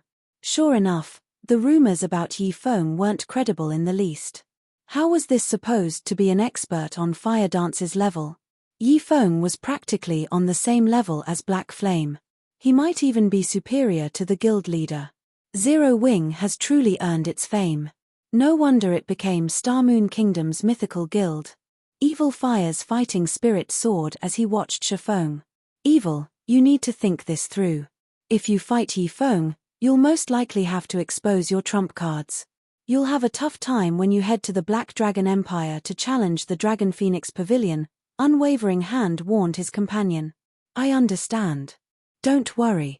In any case, I have a match with Black Flame tomorrow. It'll be a fair contest if he knows about my abilities. Evil Fire smiled nonchalantly. He then approached the stage with long strides. Evil Fire wore a suit of black scale armor. He also carried a dark purple greatsword that was as tall as he was. Blue runes decorated the sword's blade. The surrounding mana flowed towards the greatsword automatically, causing arcs of blue electricity to dance around the blade and crackle from time to time. Overall, Evil Fire looked like a demonic beast, his aura pulling an involuntary shiver from the audience. With each step Evil Fire took, his aura grew slightly more intense. The audience felt a heavy pressure weigh down on them. Moreover, he had removed the concealment on his weapon and equipment's glow effect, as well as his level. Level 45. How is this possible? Even the number 1 player on the Black Dragon Empire's ranking list is only level 44 right now. Strong. So strong. No wonder why these people dared to challenge Zero Wing. Zero Wing is in trouble. Why does it feel like I should be running for my life when I look at him? Crap. He has 3 pieces of epic equipment on him. The glow effect on his greatsword looks unique as well. What rank is that weapon? The audience gasped when Evil Fire removed the concealment. Evil Fire's items hadn't only stunned the independent players watching. Blackie and the others from Zero Wing were astonished as well. Evil Fire's equipment could already rival that of Fire Dance and Gentle Snow. Shifeng, however, didn't pay any mind to his opponent's equipment. Rather, the Berserker's dark purple greatsword attracted his attention. Why does he have the Storm Warblade? Shifeng could not help his growing confusion. The Storm Warblade was one of God's domain's 36 famed swords. Moreover, it was a higher rank than the Sacred Sword, Killing Ray. The two-handed weapon ranked 14th among the 36 famed swords. This greatsword had been very famous in the past. The weapon was the reason that the sword god, Celestial Pole, had become so famous. The weapon had made its debut when Celestial Pole had been a Tier 3 player. Celestial Pole had only switched to a different weapon after reaching Tier 6. The fact that Celestial Pole had used the Storm Warblade until Tier 6 showed that the greatsword's attributes were frighteningly high. Yet, now, a player whom Shifeng had never heard of wielded the Storm Warblade. It was baffling.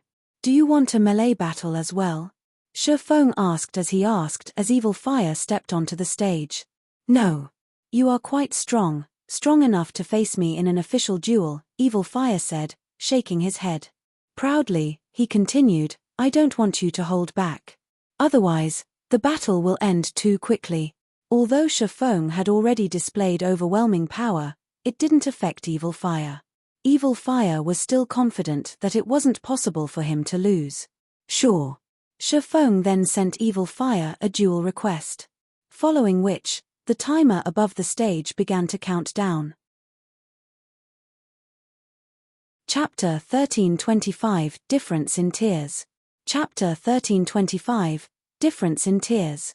Chapter 1325 – Difference in Tiers.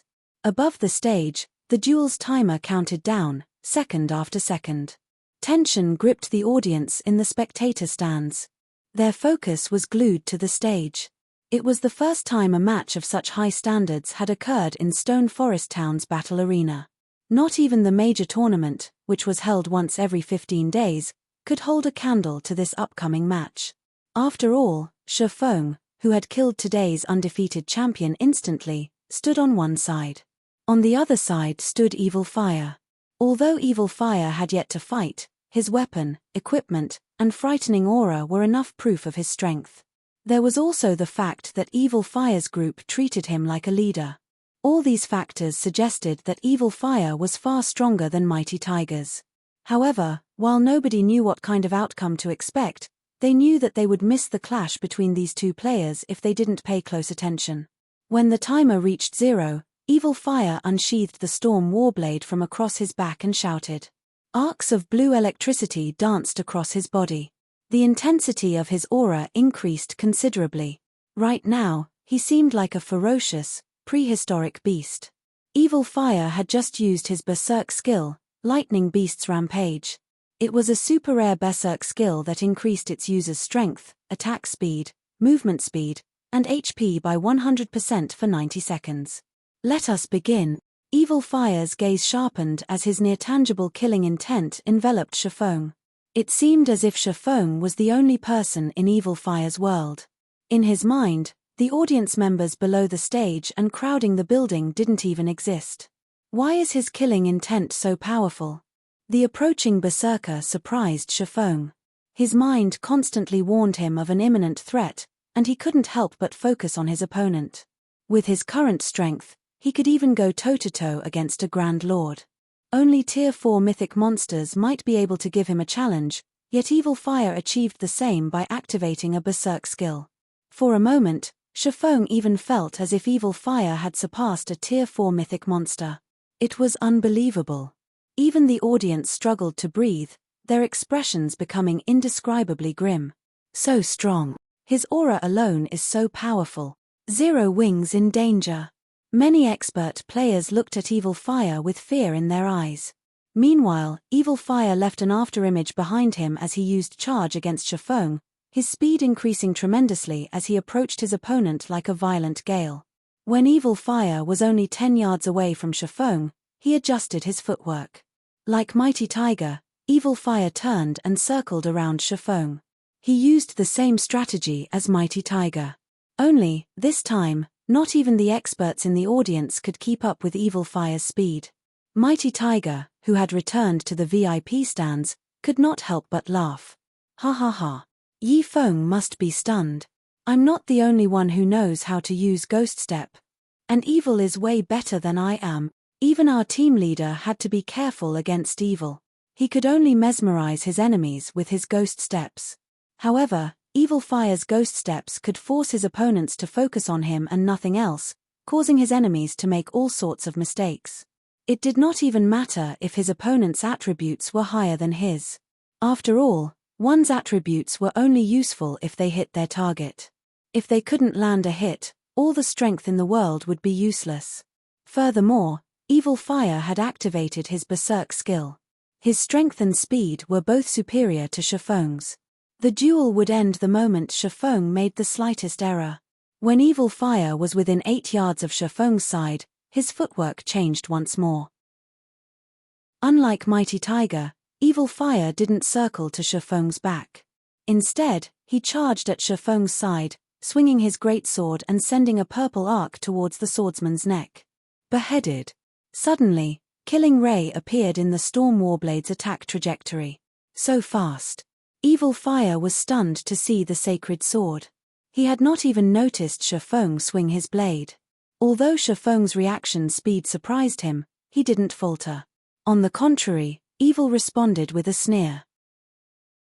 While Evil Fire found it surprising that Shifeng had seen through his Ghost Steps and executed a proper defense, Shifeng hadn't activated his Berserk skill when the match had begun. Even if Shifeng activated a Berserk skill now, he would still have an absolute advantage in terms of strength over the swordsman. Even if Shifeng blocked the attack, the impact would knock back the swordsman. He could then continue his fierce assault and force Shifeng to use his life-saving skills. Once Shifeng expended the skill, he could easily kill the swordsman. Dang! However, the instant the two famed swords collided, Evil Fire's expression changed. How? Did he use a Berserk skill? Evil Fire was surprised to feel the sensation in his arms. As his great sword struck Killing Ray, it felt as if he had hit an indestructible wall. Rather than forcing the sacred sword back, the impact. His hands tingled, nearly numb. His HP had also fallen by over 100 points. In contrast, Shifeng remained unharmed, still standing in his original position. However, before Evil Fire could understand what had happened, Shifeng's abyssal blade was already moving towards Evil Fire's ribs. Scram! When Evil Fire noticed the abyssal blade's approach, he knew that he couldn't block the attack. Despite his awkward posture, he forcefully executed Whirlwind Slash, using the AoE skill to block the attack. He had already upgraded his Whirlwind Slash to Tier 1, level 10, and it was only a level away from Tier 2. The strength he could exhibit while using the skill was 50% higher than his normal attacks. This time, Shifeng was forced to take a step back as he received the attack. Seeing this, Evil Fire immediately pulled away from Shifeng. He had been forced to move awkwardly when he had executed Whirlwind Slash. Although he had managed to deflect Shifeng's blade, he was not in a good position to launch another attack. He needed to readjust his stance before doing so. 10 yards separated Shifeng and Evil Fire once more, both fighters observing each other quietly. Although both sides had already clashed twice, the encounter had only lasted a brief moment. The clash had occurred so quickly that both fighters were 10 yards away from each other before the audience could react. The tournament hall fell silent. Impossible. He saw through Evil's ghost steps and blocked the attack. Is he even human? Mighty Tiger's eyes nearly fell from their sockets as he looked at Shifeng. Previously, after activating his Berserk skill, Evil Fire had relied on this same attack strategy to kill a superpower's peak expert, yet Shifeng had deflected the move effortlessly. The swordsman had even forced Evil Fire to use Whirlwind Slash. Excitement filled Evil Fire's gaze as he watched Shifeng. He felt as if he had just found a worthy rival. You really can't trust rumors. I never expected Zero Wing to have such an impressive expert. Since you blocked my previous move, you must rank within the top 100 on the God's Domain's expert list. Evil Fire could not help but praise his enemy. However, I told you that this duel would end very quickly if you hold back. This is my last warning. This will be the first time I try this next move. I had planned to save it for Black Flame, but I've decided to test it out on you first. Saying so, silver divine runes began to surface on Evil Fire's arms and forehead, giving the Berserker a sacred feeling. Evil Fire's aura also grew stronger. Divine Warrior. Shifeng was shocked to see the silver divine runes on Evil Fire's forehead. In God's Domain, aside from the 10 great saint legacies, which he had only learned about in this life, there were the 16 great peak legacies. These were the strongest among peak legacies. One of them was the Divine Warrior. As Evil Fire used ghost steps once more clones appeared around Shifeng. To the audience, Evil Fire had just left long-lasting afterimages behind him. Before anyone had realized it, Evil Fire arrived a short distance away from Shifeng's side. It seemed as if 2 Evil Fires graced the stage. Die. Evil Fire tightened his grip on the Storm Warblade as he swung it at Shifeng. The great sword created a powerful gale as it sliced through the air. It seemed as if the great sword had split the air as it descended on Shifeng. Chapter 1326 A Moment of Splendor. Chapter 1326 A Moment of Splendor. Chapter 1326 A Moment of Splendor. So fast. Although Evil Fire's ghost steps hadn't confused Shifeng, Evil Fire moved so fast that he could only catch a glimpse of the Berserker's afterimage. In the blink of an eye, Evil Fire had reached his side. While under the effects of twofold Berserk, Evil Fire's strength was on par with a Great Lord. Moreover, he had surpassed an ordinary Great Lord. As the purple glow descended on him, Shifeng intercepted it with Abyssal Blade. Although Shifeng's attack speed could not outstrip Evil Fire's, his Tier 2 physique gave him godlike reaction speed. Before Evil Fire had begun to swing his great sword, Shifeng had already started swinging the Abyssal Blade. Parry. When the Storm Warblade collided with the Abyssal Blade, a loud boom shook the tournament hall, the resulting impact scattering the dust on the stage. Suddenly, a figure flew out of the dust cloud and slammed into the ground over 10 yards away. This figure was none other than Shifeng. The Abyssal Blade in Shifeng's hand still vibrated from the impact. Sure enough, He has the strength of a strength-based great lord of the same level, Shifeng thought when he felt his hand numbed. No wonder why he is so confident against me. Meanwhile, the audience members in the spectator stands were stupefied. Is he a monster? What kind of strength is this? Was his strength just as high as Yifeng's? Due to Evil Fire's attack, the air above the stage seemed as if it had split in half. It looked like a cracked mirror. What? He can use twofold berserk as well? Blackie's jaw dropped. Just who are these people? As far as they knew, twofold berserk was Shifeng's trademark move. By activating twofold berserk, he could gain the strength to fight opponents of a higher tier for a short time. Against players without twofold berserk, he had an overwhelming advantage. Throughout Zero Wing, no one, aside from Shifeng and Gentle Snow, could block Evil Fire's attacks. Even Fire Dance was no exception. Blackie found it truly hard to imagine that a group of independent players would not only possess so many skilled fighters, but also have someone in possession of a peak legacy. Not even most first-rate guilds had players with peak legacies. The majority of those guilds' legacies were limited to basic and advanced rank. Yifeng is doomed. Evil's Divine Warrior Hidden class is a peak legacy famed for its destructive power. Not only does its legacy berserk skill increase strength, agility, and endurance by 120%, but it also boosts the user's reaction speed and movement speed by 100%. It's one of the strongest berserk skills available. Even if Yifeng has the attributes of a great lord of the same level, this is still a one-sided fight. Falling Flower's words were tinged with admiration as she watched Evil Fire. After their team leader had obtained the Divine Warrior legacy item, everyone in the team had attempted to obtain the legacy. Unfortunately, only Evil Fire had succeeded in the end. As long as players with peak legacies had a little talent, they would qualify to reach the peak of God's domain. Whether or not the player in question succeeded would depend on luck and effort. Once the dust settled on the stage, Evil Fire charged at Shifeng again. However, he didn't use ghost steps this time. Instead, his dash was straightforward, without techniques. He also completely disregarded his defenses. As he reached his opponent, Evil Fire used Cross Slash, which could even injure a Tier 3 Great Lord, against Shifeng. Against one of the publicly acknowledged strongest peak legacies in God's domain, Shifeng couldn't be careless. Heavenly Dragon's power. Suddenly, golden scales covered Shifeng's body. Dragon's authority. Suddenly, Shifeng exuded an aura that froze the space above the stage, creating an eerie silence. The change forced Evil Fire to slow slightly. However, he quickly reacted by activating a control removal skill. Although he couldn't dispel Dragon's authority's suppression, holding it off for 2 or 3 seconds would be enough.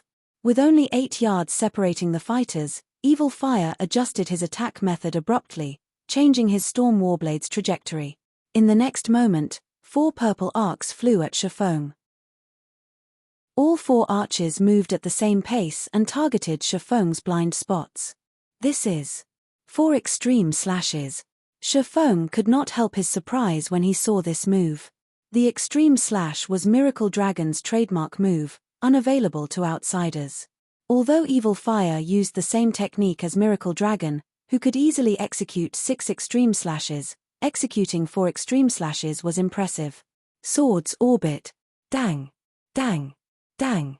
Shifeng blocked all 4 slashes perfectly before they were within 5 yards.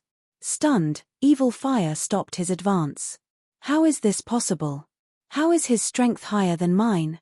Evil Fire stared at Shifeng in shock. Not only had his slashes failed to damage Shifeng, but he had also lost over 800 HP. Although he had more than 150,000 HP in total, the fact that he had lost in a direct confrontation was unbelievable. However, Shifeng did not intend to give Evil Fire any time to think as the abyssal blade soared towards the berserker's neck. Shadow Blade. Suddenly, 9 shadow weapons appeared around Evil Fire, surrounding him. Each shadow could exert 120% of Shifeng's strength. The attack was already close to that of a Grand Lord. As Evil Fire realized the precariousness of his situation, his gaze turned serious, and he shouted. Suddenly, countless wind blades formed around Evil Fire's body. The wind blades then flew out in all directions, shattering Shifeng's shadows. The swordsman was forced to stop his assault as he used defensive blade to protect himself.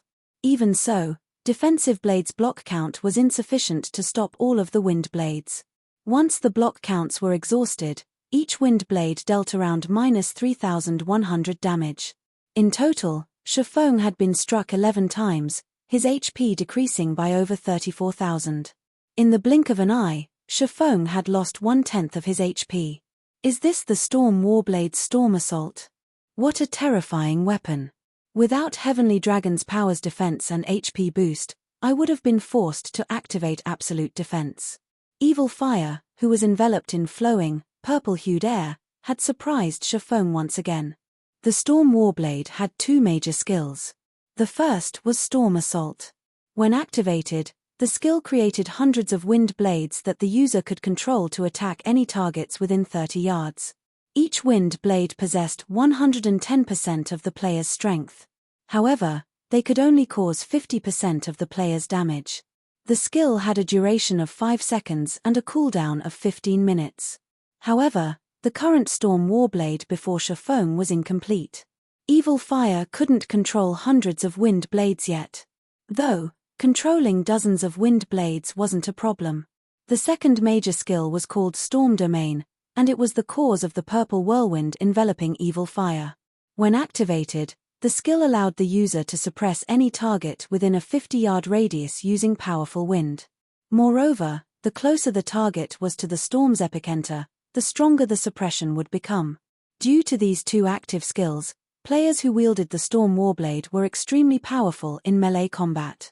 I had never thought that I'd be forced to use my final trump card before my match with Black Flame. Admiration filled Evil Fire's gaze as he looked at Shifeng. He hadn't only dared to challenge the top 10 experts on the God's Domain expert list just because of his twofold berserk. Another important reason, the Storm Warblade in his hands. Fortunately, since I've used that trump card, this battle is over. Saying so, Evil Fire dashed towards Shifeng and executed 4 extreme slashes yet again. At the same time, over 50 wind blades flew at Shifeng from all directions. However, when Evil Fire was still 12 yards away from Shifeng, the latter vanished and reappeared before Evil Fire. Tier 2 Taboo Skill, Instant Strike. Swords Orbit. Even with Storm Domain suppression, Shifeng created a beautiful galaxy around him and bombarded Evil Fire with one star after another. Not only had Shifeng shattered Evil Fire's 4 extreme slashes, but the resplendent stars also pierced Evil Fire's body, each star devouring over 90,000 HP. Before Evil Fire could react, his vision darkened and his body collapsed to the ground. The screen above the stage revealed the victor's name. Yifeng. Chapter 1327 Impossible Competition. Chapter 1327 Impossible Competition. As the system announced the duel's victor, silence fell over the tournament hall, followed by the gasps. What's going on? Hadn't the berserker, Evil Fire, had the advantage? Are those two monsters? They are so fast. I didn't even have time to react. Is this a fight between peak experts? The sudden reversal and end of the duel befuddled the ordinary players present. However, some of the experts who had watched the match had a rough understanding of what had happened. Although it was impossible for the naked eye to keep up with Shifeng and Evil Fire's fight, they could watch the recording in slow motion, gaining a clear view of what had occurred. Evil Fire's attributes can definitely rival that of a Tier 3 Great Lord. If we fought, he'd most likely annihilate our 100-man team, yet he couldn't block Yifeng's attacks. Just how strong is Yifeng? Is Zero Wing a guild of monsters?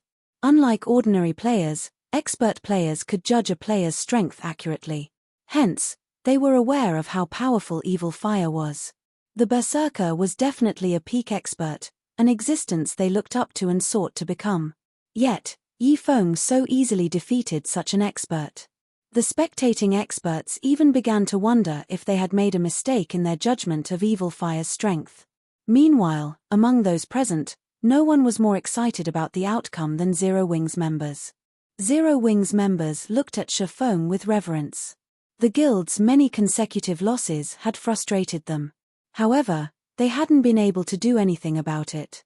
After all, the fighters they had dispatched were guild experts. If not even the guild experts were a match for Evil Fire's group, then what hope did the elite and normal members have? However, as soon as Shifeng had ascended to the stage, he had turned the situation around. First, he had killed Mighty Tiger, today's reigning champion, in a single move. Then, he destroyed a monster like Evil Fire in the blink of an eye. Zero Wing's members were both stunned and exhilarated. Meanwhile, the other guild's members, who had badmouthed Zero Wing, had fallen mute. Just who is this guy? Even our team leader has to dodge Evil's attacks when he uses twofold Berserk and the Storm Warblade skills, yet that guy faced him head-on. Is he even a player? He can't be an NPC in disguise, right? Falling Flower stared at Shifeng with wide eyes. No matter how many times she looked at the swordsman, she could not believe the match's outcome. She had experienced Evil's storm domain personally. Even 10 yards away from Evil Fire, the tremendous pressure had suppressed her. If she moved any closer, she'd be lucky if she could use 50% of her attack speed and reaction speed. It seems Zero Wing is not as simple as we had thought. We'll need to adjust our plans, Unwavering Hand said somberly as he glanced at Shifeng. But first, we need to notify the team leader. The other group members nodded, wearing morose expressions. They had planned to challenge the #1 guilds in the various kingdoms and empires to increase their adventurer team's fame, yet before they had even challenged Zero Wing to an official match, Shifeng had shut them down. As soon as Evil Fire resurrected below the stage, he ran up to Shifeng, who was descending the stairs. "Do you have some business to discuss?" Shifeng asked, smiling. If Evil Fire had fought him before he had completed his Tier 2 promotion, he would have likely been forced to use twofold Berserk and many of his trump cards. After all, despite looking like an unrefined savage, Evil Fire was a bona fide flowing water realm expert. Zero Wing didn't have a single expert, aside from himself, that had a chance of defeating the Berserker. Reaching the flowing water realm by the age of 20 was a miraculous feat. He would definitely be considered a genius in any superpower. If given enough time, Evil Fire could reach the apex of God's domain. I'd just like to say a few things. I lost this match. I won't challenge Black Flame until I can defeat you. It won't be long before I issue another challenge. I will win, and then I'll challenge Black Flame to an honorable duel. Confidence shone in Evil Fire's eyes as he spoke with Shifeng. While he had suffered a miserable loss, he had gained just as much. He had only recently obtained the Storm Warblade. He hadn't had a lot of time to get used to the weapon. Most importantly, he was close to completing the 4th phase of an epic quest. After he visited the secret land and obtained the skill that could counter Shifeng's godlike speed, he could definitely put up a good fight against the swordsman. "Challenge me?" Shifeng could not help but laugh. "Allow me to refuse. I don't have that much time on my hands." "What? Are you afraid?" Evil Fire ridiculed the swordsman. "You don't have to provoke me. I really don't have that much time," Shifeng said, chuckling as he shook his head. "If every person were like you and challenged me once every 2 or 3 days after their defeat, I might as well stop playing this game. If you really want to challenge me, I'll make you a deal. Defeat either Flying Shadow or Shadow Sword. If you succeed, I'll accept your challenge. How about it?" "Are you kidding me? Although they are skilled, they can't even beat Mighty Tiger, who's just at the refinement realm. How could they possibly defeat me?" Evil Fire growled angrily. "I don't mean right now. 7 days. In 7 days, you can challenge either one of them. As long as you defeat one, I'll accept your challenge," Shifeng said, laughing. "If you don't feel up to it, you can always give up. It'd be easier for me." 7 days? Evil Fire gave Shifeng a cold look. "You think they can grow strong enough to defeat me in just 7 days? What a joke. Since you don't believe me, why don't we make a bet?" Shifeng offered as he turned to the distant Flying Shadow and Shadow Sword. "If you defeat either of them in 7 days, you'll win. If not, I will. If you win, you can tell me to do one thing. If I win, you'll have to do something for me.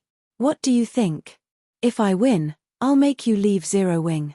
Are you willing to do that? Evil Fire said, scoffing. Of course. Shifeng nodded seriously. Fine. You better not regret this. Evil Fire glanced at Flying Shadow and Shadow Sword. Although he did not know what kind of tricks Shifeng was trying to play, those two wouldn't be able to defeat him in God's domain even if they had another 10 years to train. As Evil Fire left, Aqua Rose walked over to Shifeng. Guild leader, have you lost your mind?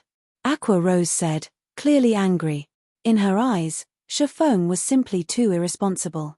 He had actually agreed to such a bet. What if he lost? You are fully aware of how strong Evil Fire is.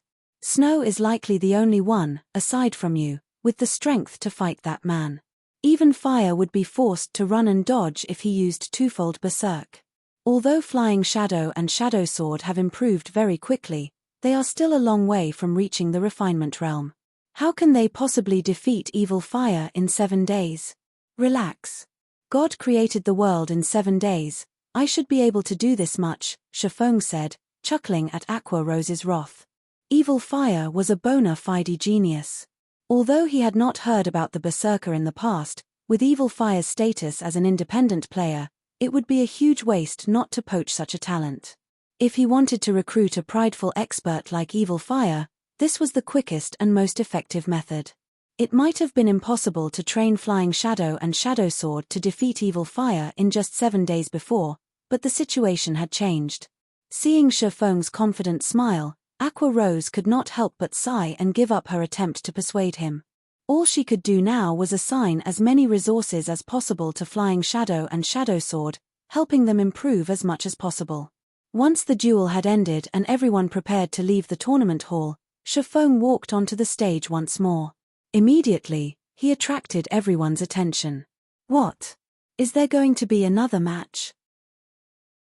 The money I spent to watch today's fights were worth every coin. Everyone grew excited when they saw Shifeng on the stage. Although the majority of these players couldn't keep up with battles between experts of Shifeng's level, such fights were an eye-opener. Ladies and gentlemen, thank you for coming to watch the competition today. On behalf of Zero Wing, I have 2 announcements. Starting tomorrow, Zero Wing's candlelight trading firm will sell a limited number of Stone Forest Town's private houses each day. Zero Wing has also activated the private house upgrade system. From now on, owners can upgrade their houses. The players in the venue gasped and cheered like raving lunatics. Many of those present contacted their companions to convey the shocking news. The news spread like the plague, causing a commotion throughout Starmoon Kingdom. Chapter 1328, Kingdom in an Uproar. Chapter 1328, Kingdom in an Uproar. Chapter 1328, Kingdom in an Uproar. Shortly after Shifeng had made his announcement, a commotion erupted on the Starmoon Kingdom's forums. What? Zero Wing is selling private houses again? Even when I offered 1,000 gold, no one was willing to sell their houses. Now that Zero Wing has finally decided to sell more, I have to get one. Stone Forest Town will most likely become even more popular. I've heard that the adventurer teams with private houses have improved considerably since the purchase. These teams have almost cleared out the rare tools sold in Stone Forest Town. Wonderful. Our adventurer wasn't able to attend the previous auction. This time, we'll get our own private house. Players are going to fight over Stone Forest Town's houses. I hadn't expected Zero Wing to activate the private house upgrade system. It really makes you wonder how Zero Wing did it. I've looked it up. Currently, Stone Forest Town's private houses are only 1 star. After one upgrade, each house can register another 10 players. These 10 players can then teleport to and from the house, although it does have a 1-day cooldown. The house's owner can teleport without a cooldown. This won't do. I need to go borrow some money right away. Initially, everyone was overjoyed to hear that Zero Wing had decided to sell more of Stone Forest Town's houses. However, after gaining a clearer understanding of the private house upgrade system, many adventurer teams began to look at the houses as potential gold mines. After the upgrade system activated, These private houses seemed tailor-made for the various adventurer teams. Now, by owning one of these private houses, an adventurer team could explore further and return an entire team to Stone Forest Town at a moment's notice, enjoying the town's various benefits. Stone Forest Town wasn't the least bit inferior to Red Iron Town, which Heaven's Burial developed with everything it had. Ever since Heaven's Burial had gained access to Evernight City, it had established Evernight City's teleportation array in a high-resource map not far from Red Iron Town. Now that a guild had gained access to Evernight City, it was much easier for players to venture to the city. Players only needed to complete some corresponding quests to gain access themselves. Later, they could travel between Red Iron Town and Evernight City easily. Players would be able to reach high-level and high-resource maps relatively quickly. The only downside was that, unless one was a member of Heaven's Burial or owned a private house in Red Iron Town, they could only teleport from Evernight City to Red Iron Town, not the other way around. Even so, Red Iron Town grew steadily. Wandering merchants had already begun to visit the town. Meanwhile, Heaven's Burial's private houses were much cheaper than Stone Forest Town's. This tempted many independent experts and adventurer teams to invest. As long as they bought a house in Red Iron Town, their development would be reliant on Heaven's Burial. Furthermore, Heaven's Burial would undoubtedly construct teleportation arrays connected to Evernight City in other towns in the future. Using Evernight City as a waypoint, players could then freely teleport to any of Heaven's Burial's guild towns. This would be very convenient. Many players considered purchasing a house in Red Iron Town. However, after Zero Wing's announcement, the various adventurer teams in Starmoon Kingdom changed their minds. After all, Stone Forest Town was now far stronger than Red Iron Town. For a time, even adventuring teams in Starmoon Kingdom's neighboring kingdoms and empires were tempted as they secretly collected funds. Only 2 players occupied a secluded bar in the Apocalypse Empire's capital. One was a man, and the other was a woman. The man had a dignified appearance, and although he seemed young and well-groomed, there was a look in his eyes that spoke of a variety of life experiences. He was clearly older than he looked. As for the woman, to put it simply, she was an absolute beauty. She had long, flowing hair that fell to her thin waist, and her every action could easily mesmerize both men and women. 2 glasses of purplish-red wine had been placed before these players. Despite being untouched, mana constantly gathered around the purplish-red liquid. The liquid also gave off a faint red glow, giving it an attractive appearance. Its aroma could make anyone salivate, tempting them to drink it. If Shafong were present, he'd be shocked to see this wine. The wine within the 2 glasses was none other than one of the Apocalypse Empire's 5 great wines, Tears of Purgatory. Not just anyone could obtain this beverage. It would only be awarded to those who obtained the key to the Purgatory barrier and cleared it. Although Tears of Purgatory wasn't as effective as Soul Water, it wasn't far off either. In the past, wine-collecting players had even been willing to pay 1,000 gold to purchase a single bottle. However, Shafong would be more surprised to see the woman at the bar, the Midnight Tea Party's vice-commander, Endless Scars. "Old Ghost Heartless, why did you come looking for me so suddenly?" Endless Scars asked the man looking to be in his 30s across from her. Smiling faintly, she continued, "Or are you here to tell me that your apprentice has lost? Little girl, why do you insist on calling me Old Ghost? Am I really that old?" Heartless Sword rolled his eyes. "Well, I'm right, aren't I? Zero Wing isn't as simple as you assume." Endless Scars paid no attention to Heartless Sword's grumbling. "Since your apprentice, Evil Fire, has lost, according to our agreement, I am allowed to invite Black Flame to join our operation, yes? This doesn't count." Yi Feng defeated Evil Fire, not Black Flame, Heartless Sword said, shaking his head. "Old Ghost, do you really think that your apprentice can defeat Black Flame, Starmoon Kingdom's publicly acknowledged, #1 expert?" Endless Scars said, chuckling. "Or do you think that one defeat isn't enough?" Heartless Sword turned pale when he heard Endless Scars' comment. He had seen the battle video himself. The gap between the fighters' strength was incredibly massive. Even if Black Flame weren't as strong as Yi Feng, they couldn't be that different. "Forget it. I give up." I won't continue to argue with you. I'll agree to your request. Heartless Sword helplessly gave in to Endless Scars' demand. However, I'm not the only one involved. You'll have to get the others' approval as well. Although, I doubt that they'll agree. You don't have to worry about that. As long as you agree, I can easily convince the others to fall in line, Endless Scars said, smiling. She then finished her tears of purgatory before leaving the bar. Meanwhile, in Heaven's Burial's residence in Starmoon City, an uproar shook the guild. Damnable Zero Wing, they dare to ruin my good fortune, Singular Burial cursed as he read the latest statistics report on Red Iron Town. He could have made a fortune by selling Red Iron Town's private houses. He could then use the money to support the guild's development. Now, however, Zero Wing had ruined his plans. Initially, he had over 400 interested buyers. Now, less than half remained. Guild leader, should we lower the price a little? Daybreak Fog suggested. Currently, they sold the town's houses for between 300 and 400 gold. If they dropped the price to between 200 and 300 gold, they should attract more buyers. After all, Stone Forest Town's private houses had already climbed to 1,000 gold. No need. I had intended to let Zero Wing survive for a bit longer, but I've changed my mind. Notify Abandoned Wave immediately. We are going to teach Zero Wing who truly owns Starmoon Kingdom. Chapter 1329 Rank Upgraded.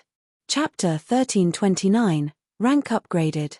Chapter 1329 Rank Upgraded. The round table meeting room fell silent after hearing Singular Burial's command. Guild leader, although Abandoned Wave has created more monsters in the Frozen Scar, they're not fully grown yet. They will need at least 2 or 3 more days before they reach maturity.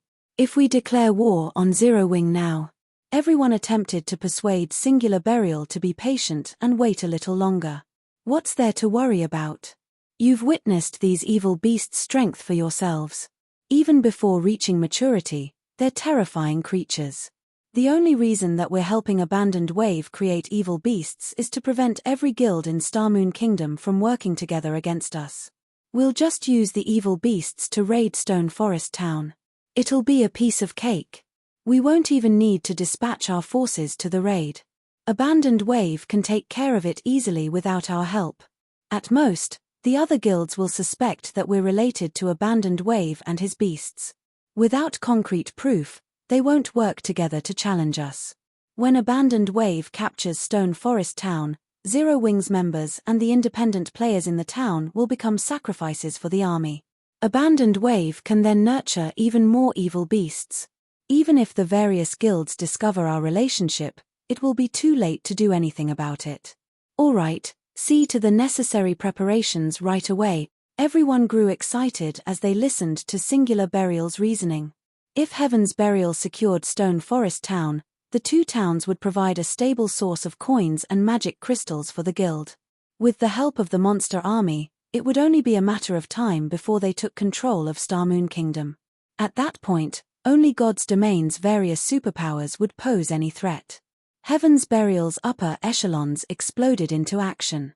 Meanwhile, in Stone Forest Town, Shifeng discreetly returned to Zero Wing's residence after the competition in the battle arena. In the guild hall's basement, Shifeng carefully took the hero's chapter from his bag. He placed it on the magic array in the center of the hall and began to chant an incantation. As the hero's chapter sat within the array, the hall's mana surged towards it. Suddenly, balls of light appeared in the center of the array. These balls of light began to gather and form a humanoid shape as if they were constructing a body. Once the shape was complete, the hero's chapter transformed into divine runes that entered the body. Hopefully, the hero isn't too weak, Shifeng silently prayed as he watched the body gradually take shape inside the magic array. The heroes summoned with the hero's chapter shared the same starting point. However, their growth potential varied like personal guards. Only, heroes typically had very high growth potential. Even the weakest among them could reach level 180, tier 5, while some could climb as high as level 200, tier 5. Even in the past, Shifeng had never heard of a hero reaching tier 6 god rank.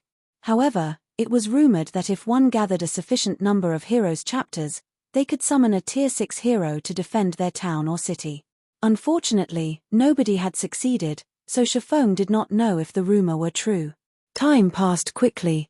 After the balls of light vanished, a robust man in black robes and wielding a blood-red greatsword appeared before Shifeng. It seems my luck is still quite good. At least I didn't summon the weakest kind of hero. Shifeng could not help but breathe a sigh of relief after he checked the hero's attribute panel. There was a 60% chance to summon the most common hero when using the hero's chapter. Such hero's growth was limited to level 180, tier 4. There was a 30% chance to summon a hero with good potential. The combat power of such heroes could reach the peak of tier 4. They could also reach level 200. Only 10% of the heroes summoned could reach tier 5. The hero standing before Shifeng was among the 30% with good potential. It also had the Barbarian hidden class. The Barbarian was an advanced class. Its strength was even higher than Berserker's. Amongst the many advanced classes, its strength ranked among the top 3. Gilbert, Hero, Great Lord, Barbarian. Level 63. HP 40 000 000 40 000 000. Growth potential, 84. In God's domain, heroes were not actually considered human, although they were. They had human parents but had received the God's blessings, which increased their life ratings. Hence, they were far more powerful than ordinary human NPCs. They could even rival archaic species of the same tier. Every large guild that had obtained a hero's chapter in the past hadn't hesitated to summon one to protect their guild cities. After summoning Gilbert, Shifeng designated him as the commander of Stone Forest Town's army, giving him control of the 2,000 NPC guards the town employed. Aside from their personal strength, heroes were powerful managers. One hero was more than enough to manage every NPC guard in an advanced town, not to mention an intermediate town like Stone Forest Town. With this, players wouldn't have to be responsible for the town's security. Shortly after summoning Gilbert, Shifeng heard the sound of a system notification. System, congratulations. Stone Forest Town, which is under your management, has achieved C-rank security. Activating private space upgrade system. Once a private space has been upgraded, players can enjoy even more benefits. System, Stone Forest Town is the first town to achieve C-rank security in Starmoon Kingdom. Do you wish to allow the Adventurers Association to enter and garrison the town? There is also such a reward. Shifeng was ecstatic. Players couldn't construct the Adventurers Association, Lifestyle Association, War God's Temple, Library, or the Bank. Similarly, there were no designs for these establishments. Only after a player town reached a certain rank would these establishments occupy the town. Practically every player in the game visited the Adventurers Association, for example. Normally, the Adventurers and Lifestyle Associations would only occupy a town after it upgraded to advanced rank and B-rank security. As for the War God's Temple, Library, and Bank, they would only occupy small cities or above with B-rank security. These 5 establishments had an even greater function in player towns and cities than in NPC cities. Take the Adventurers Association for example. As long as the establishment occupied a player town, players would be able to accept commission quests unique to the kingdom and commission and rare quests unique to the town. As the town flourished, more quests would become available. The chance of high-ranking commissions appearing would also increase. Some players had even received SSS rank commissions in a particular player city in the past. However, that player city hadn't been just any city. It had been the Secret Pavilion's main city. If Stone Forest Town could attract the Adventurers Association now, it would become far more popular with players. Independent players would no longer have to return to NPC cities to turn in their quests. They could simply do so in Stone Forest Town. Following which, Shifeng agreed to allow the Adventurers Association to occupy Stone Forest Town. He only needed to choose a location for the building. As for the construction fees, the system covered it fully, he didn't have to pay a single coin. Without hesitation, Shifeng placed the Adventurers Association near both the candlelight trading firm and the private housing area. The players that had purchased private houses in Stone Forest Town also received a corresponding system notification. Suddenly, a 3-story building rose in Stone Forest Town's crowded central district. The building took shape as players watched. What is Zero Wing constructing this time? That can't be it. If it were a player-constructed building, it wouldn't complete so fast. The system must be generating this. Could it be a shop for wandering merchants? That might be the case. Based on my research, once a town reaches a certain point in its development, it'll gain a mysterious shop. I hear that it offers plenty of valuable items. Isn't that just another benefit for the players who own houses in Stone Forest Town? How are we supposed to compete with them now? Normally, I have to waste hours traveling to and from Stone Forest Town when I go out to grind. Anyone that owns a house can simply teleport back. After discussing the possibilities for about 10 minutes, the players stared at the finished building. A signboard hung near its door, advertising 2 words. Adventurers Association. Chapter 1330, Number 1 Town. Chapter 1330, Number 1 Town. Chapter 1330, Number 1 Town. The construction of the Adventurers Association, which had 3 floors and took up the area of a large football field, stunned players in the central district. The Adventurers Association? Why would the Adventurers Association be here? I'm not seeing things, right? Everyone shuddered when they saw the Adventurers Association. None of them were able to believe what their eyes were seeing was true. The Adventurers Association was becoming more important to God's Domain's players. The association's daily quests were many players' main source of income. This was the main reason that players couldn't venture too far from NPC towns and cities. Now that an Adventurers Association occupied Stone Forest Town, many of these players could break free from this restriction. They could now level up and earn money far more conveniently. Thinking up to this point, many players curiously entered Stone Forest Town's Adventurers Association. Crap. It's real. As the crowd entered the first-floor hall, they discovered that the hall's furnishings were exactly the same as the Adventurers Association in NPC towns and cities. Many NPCs were busy, publishing new quests on the quest board. The only difference was the number of quests available. There were far more quests available here than in other towns and cities' Adventurers Associations. Quick, look. There are daily town quests and several high-ranking quests, a player that had immediately checked the quest area exclaimed. These words attracted a lot of attention, and many players headed towards the quest boards for a closer look. This is awesome. The daily town quests rewards are even better than daily quests in NPC towns and cities.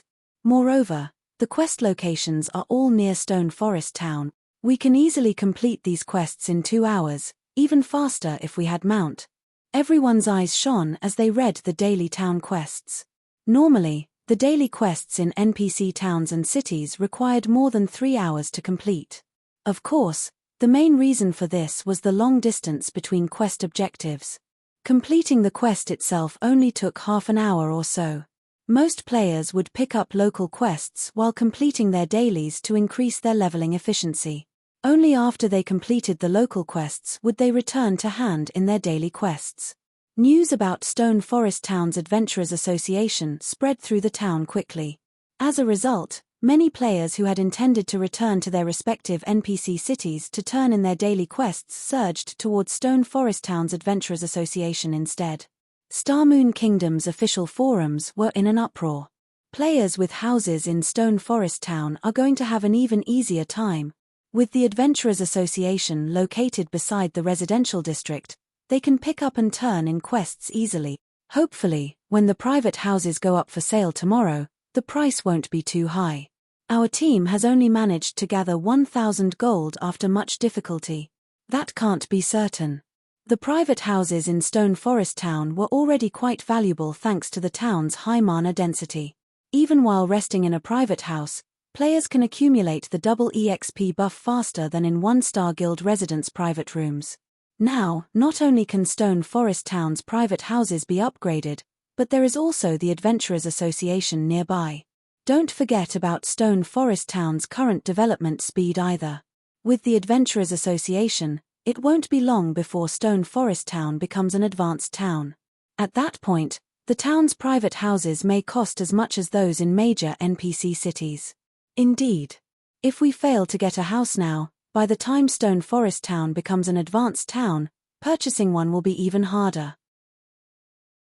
Due to the Adventurers Association, many adventurer teams that originally held a wait-and-see stance promptly sold off all their unnecessary rare materials, weapons, and equipment to collect money.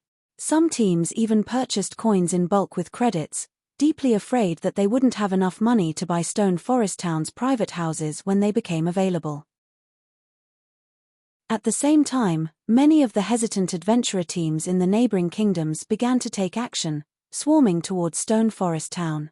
After all, Stone Forest Town had massive advantages over other player towns. It could definitely be considered the #1 town in Star Moon Kingdom and the several neighboring countries. If they could enjoy the benefits Stone Forest Town had to offer, migrating across counties would be worthwhile. Meanwhile, back in Zero Wing's residence in Stone Forest Town, Shafong charged Gilbert to manage the town's NPC guards after summoning him.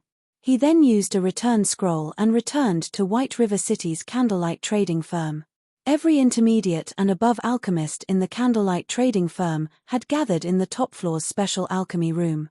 In any of Star Moon Kingdom's large guilds, even the guild's upper echelons would treat these alchemists like VIPs. Meanwhile, 150 such players had gathered. Among them, more than half of the advanced alchemists in the kingdom were present.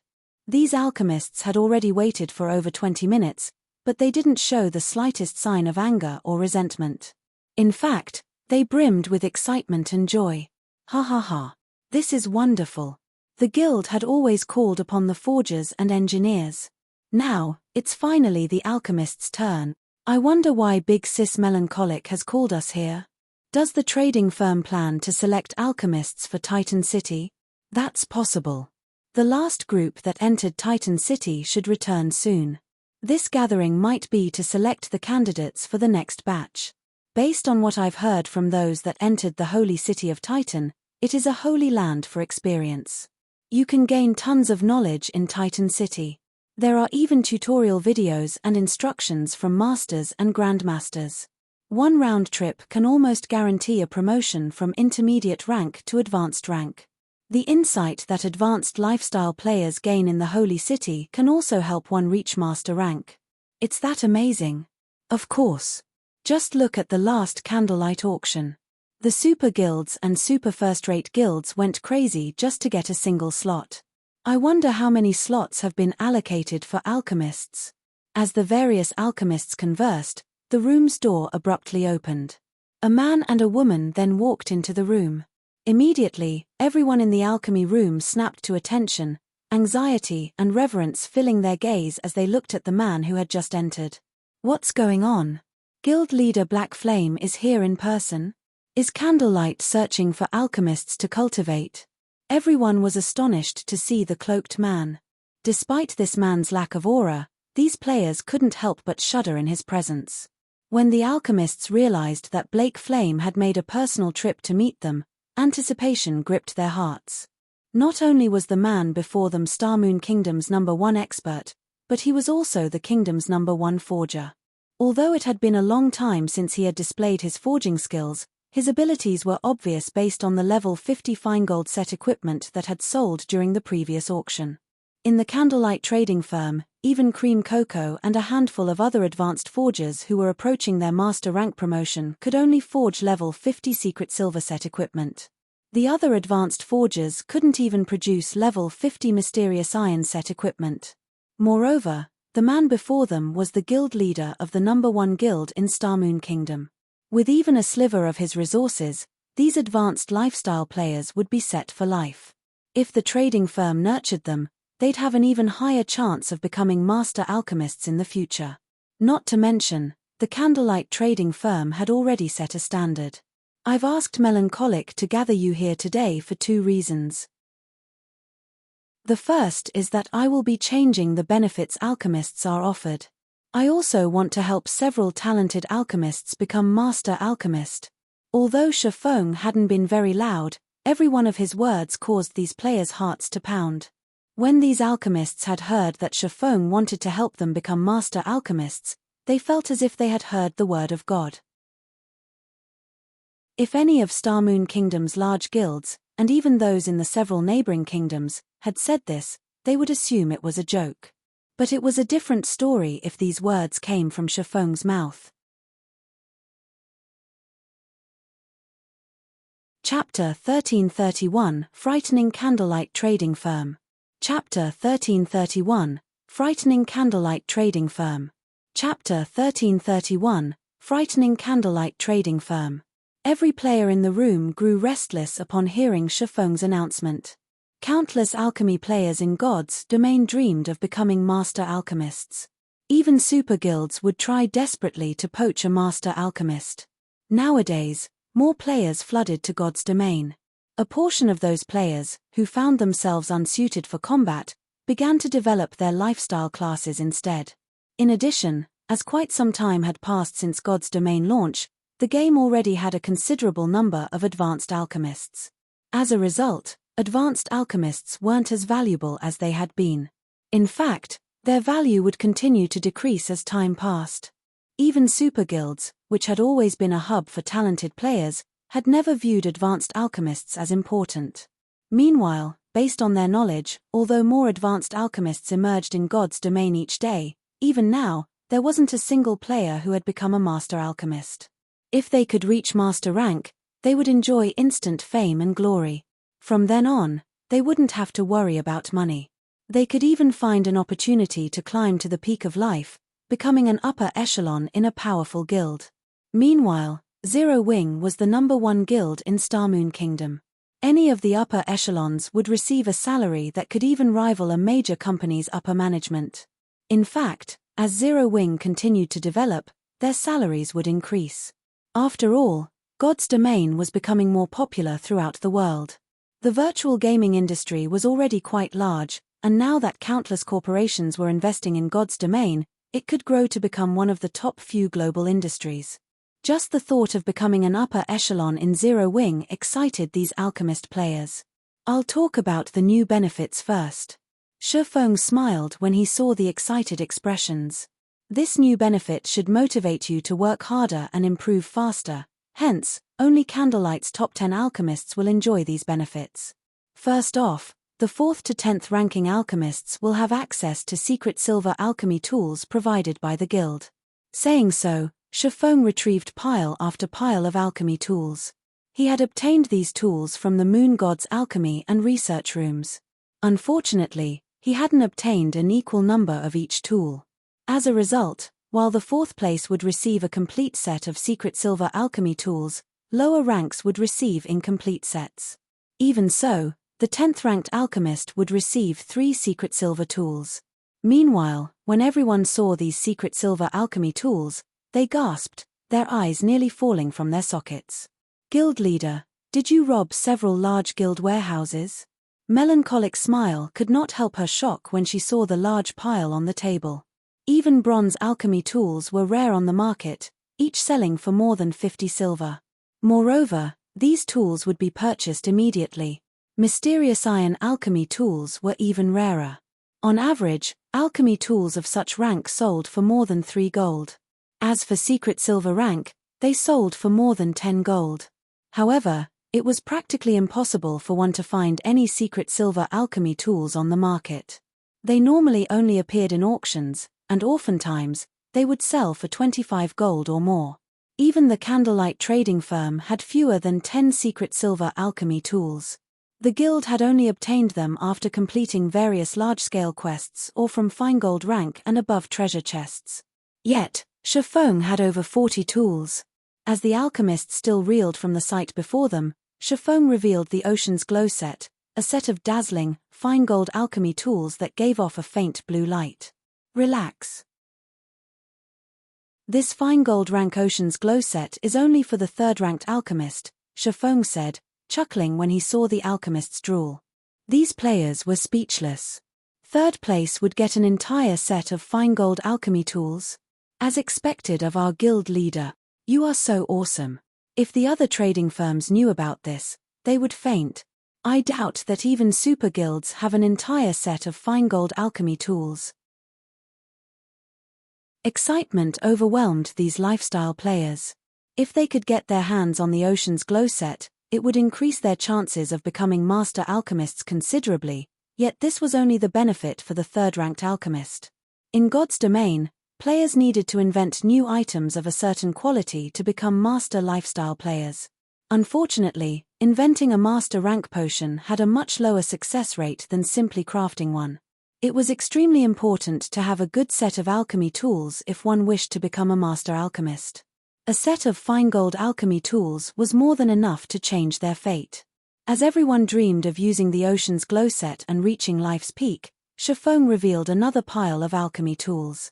My eyes aren't playing tricks on me, right? Those are dark gold rank? No. They aren't just dark gold alchemy tools. Look. Those two sets share the same motif. Those tools are clearly a set. Some of the players with sharp eyesight quickly noticed these alchemy tools' specialty, and they nearly cried out in shock. If everyone had been surprised by the candlelight trading firm's foundations before, they were now devastated. They had never even heard of a single dark gold alchemy tool in Starmoon Kingdom before.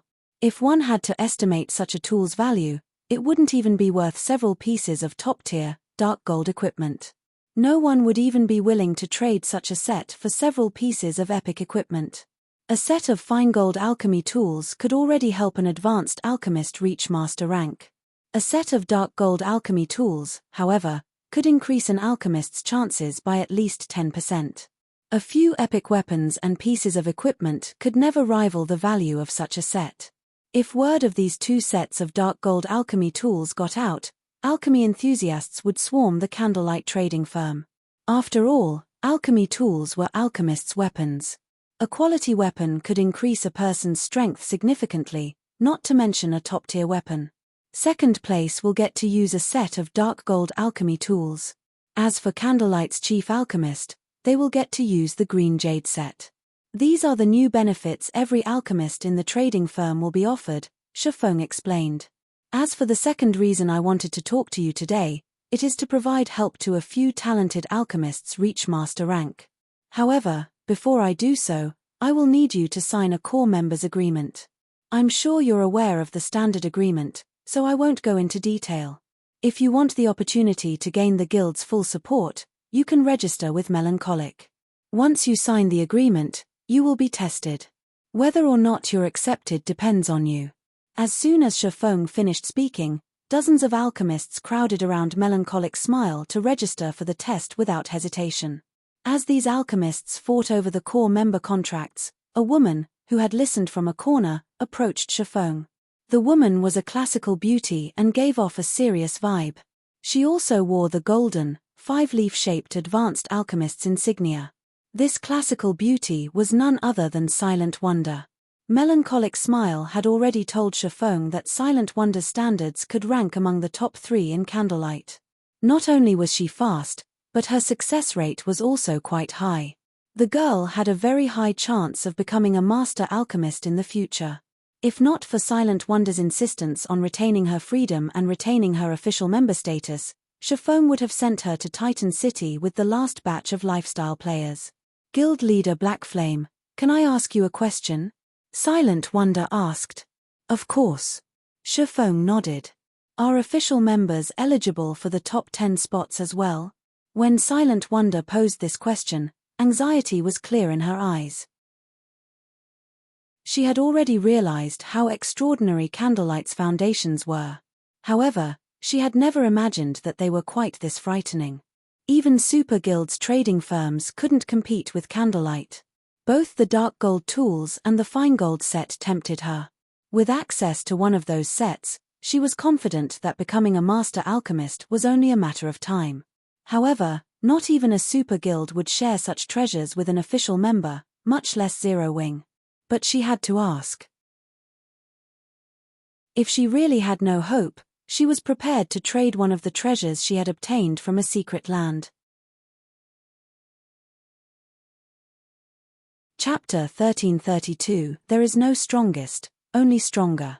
Chapter 1332, There is no strongest, only stronger. Chapter 1332, There is no strongest, only stronger. Hearing Silent Wonder's question, many of the other alchemists shifted their gazes towards Shifeng, concern flashing in their eyes. The candlelight trading firm constantly expanded, increasing the number of lifestyle players it recruited. Among them, many advanced rank and talented alchemists preferred freedom over restriction. Now, however, the candlelight trading firm had suddenly offered benefits that could even tempt master alchemists, much less advanced alchemists like themselves. Official members are also candlelight members, so of course they are included, Shifeng said, smiling. He was fully aware of everyone's concerns. However, the alchemy tools he had revealed were only the tip of the iceberg. They were only meant to lure more alchemists to join candlelight. Previously, he hadn't had the capital to do so, but things had changed. Meanwhile, to foster more talented alchemists, he could not limit the competition to the trading firm's senior and core members. Hearing this, Silent Wonder released a deep sigh of relief. She hadn't expected Zero Wing to be so generous. As expected of Starmoon Kingdom's #1 trading firm, Candlelight is incredible. Other trading firms simply can't compare. It seems that my decision to join Candlelight was the right one after all. The competition between alchemists will become more intense. Many of the other advanced alchemists grew excited. At the same time, though, they felt a significant amount of pressure. If news of how even official members qualified to compete for the top 10 spots went public, even alchemy fanatics who valued their freedom would join the Candlelight trading firm. After all, they would only be required to complete the firm's daily tasks as official members. They were not required to do anything else. When they wanted to leave, they only had to pay a small severance fee. The number of alchemists rushing to join the Candlelight trading firm would be staggering. I heard that your alchemy standards are quite good. Are you sure that you're not interested in taking part in the core member selection? Shifeng asked Silent Wonder quietly. Thank you for your kind intentions, guild leader, but I am quite satisfied with my current situation. Silent Wonder understood what Shifeng had meant. However, she rejected the offer without hesitation. Now that she had the opportunity to compete fairly, she was confident of obtaining one of the top 3 positions. Even if the other advanced alchemists had the trading firm's full support, this outcome wouldn't change. Once she had the help of those alchemy tools, she could become a master alchemist. Hearing Silent Wonder's response, Shifeng said nothing more. He was very familiar with the woman's personality.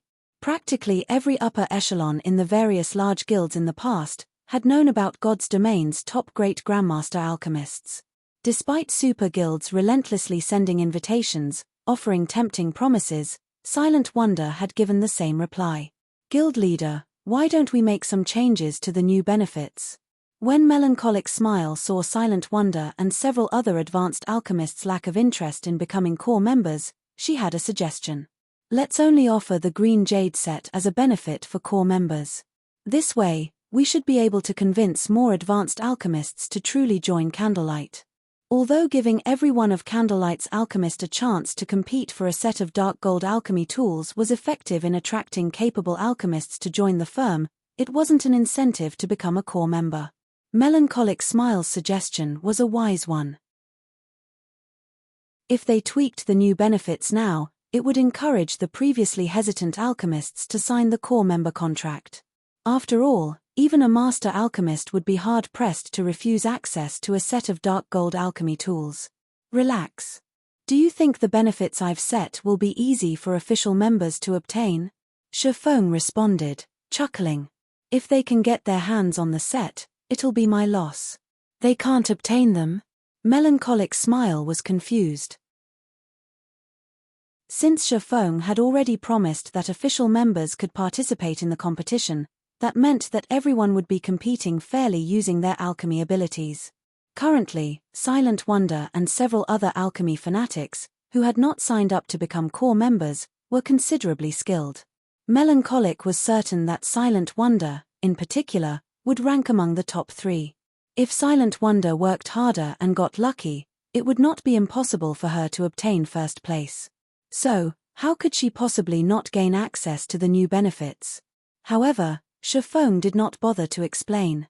While talent was important, resources couldn't be overlooked. Although players valued their resources, they did not truly understand just how important external resources were to their development. Following which, Shifeng held the alchemists that had signed the agreement back while the rest returned to their work. A total of 96 alchemists had chosen to stay behind.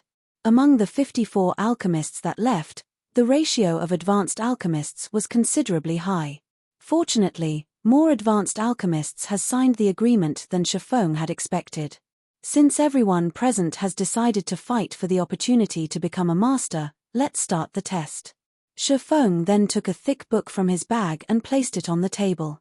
Immediately, everyone felt the mana in the room flow towards the book. What is that? These players were surprised as they looked at the tome on the table. They had all seen powerful items before. However, this was the first time they had seen a book cause such a phenomenon. This test is slightly unique. I'm not going to test your alchemy success rates. Rather, I'm going to test your learning capabilities, Shifeng said, smiling as he gestured to the book on the table. Learning capabilities? Everyone was confused. Even Melancholic Smile could not figure out Shifeng's intentions. Was he trying to test everyone's memory?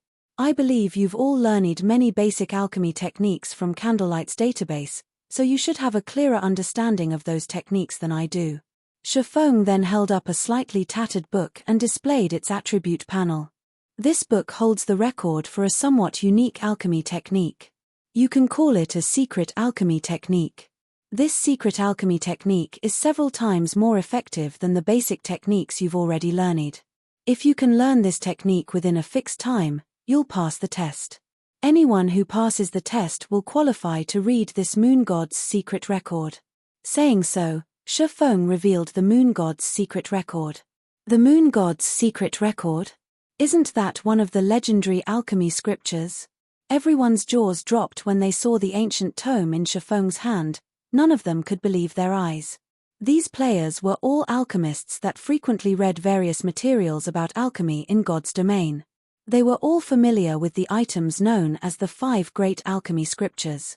However, these items were nothing but dreams and legends to these players. They had assumed that they would never get to read one.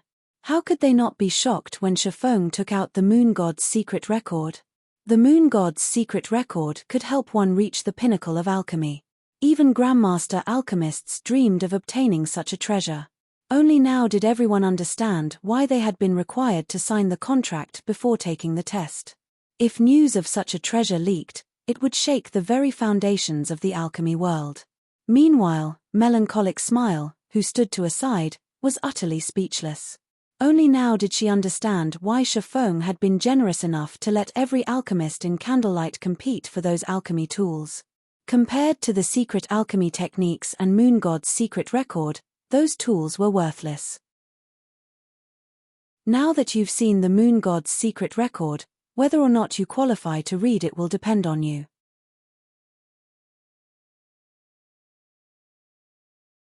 Chapter 1333 Appearance of Guild Mount. Chapter 1333 Appearance of Guild Mount. Chapter 1333 Appearance of Guild Mount. Everyone's eyes shone as they stared at the Moon God's secret record, having completely forgotten about the secret alchemy technique. Following which, under Melancholic Smile's management, everyone lined up to learn the secret alchemy technique. Learning a secret alchemy technique was different from reading other books. As long as players clicked to learn the technique, the system would automatically download a copy of the module while providing explanations and image tutorials. However, players could only go through the learning module once. Once they have done so, the system would automatically delete it. If players wished to go through the module again, they would need to click to learn the secret alchemy technique once more. It was a considerably convenient learning method. You have 3 days and only 12 chances to read the secret alchemy technique. Whoever learns the technique in that time will pass. You may then borrow the Moon God's secret record from Melancholic Smile. As everyone stood in line to learn the secret alchemy technique, Shifeng explained the test's rules. 3 days. The alchemists gasped when they heard their time limit. Guild leader, isn't this test a little too difficult? Melancholic smile blurted out in surprise. They had collected all sorts of basic techniques from the holy city of Titan, and currently, these techniques were available to all of the Candlelight trading firm's official members. However, Candlelight's alchemists, on average, needed 1 or 2 days to learn each of these basic alchemy techniques, while some needed 3 or 4 days. Meanwhile, the secret alchemy technique was far more difficult than those basic techniques. If the basic alchemy techniques were considered individual musical notes, then the secret alchemy technique would be considered a complex movement. One could just imagine how difficult it would be to play such a movement skillfully. Yet, Shifeng had only given these alchemists 3 days to learn the secret alchemy technique. Even if they spent all 3 days online, many would likely fail. I know that this is considerably difficult, but if you can't even accomplish this, why should the guild invest in you? Moreover, this test's venue will be the basic meditation room. I believe you are all very familiar with that room. You will be allowed to use it for the next 3 days, so work hard. Saying so, Shifeng left the alchemist's test to melancholic smile while he took an advanced horse carriage to Zero Wing's residence in White River City. This time, he had only revealed one basic secret alchemy technique. Any alchemist with some skill could master it in time. It was only a matter of how fast they could accomplish the task. As God's domain had developed in the past, various secret lifestyle techniques had been discovered. As a result, players had encountered far more opportunities to learn these techniques. The discovery of these techniques also changed the way lifestyle players were judged as rank and number of learned recipes grew less important.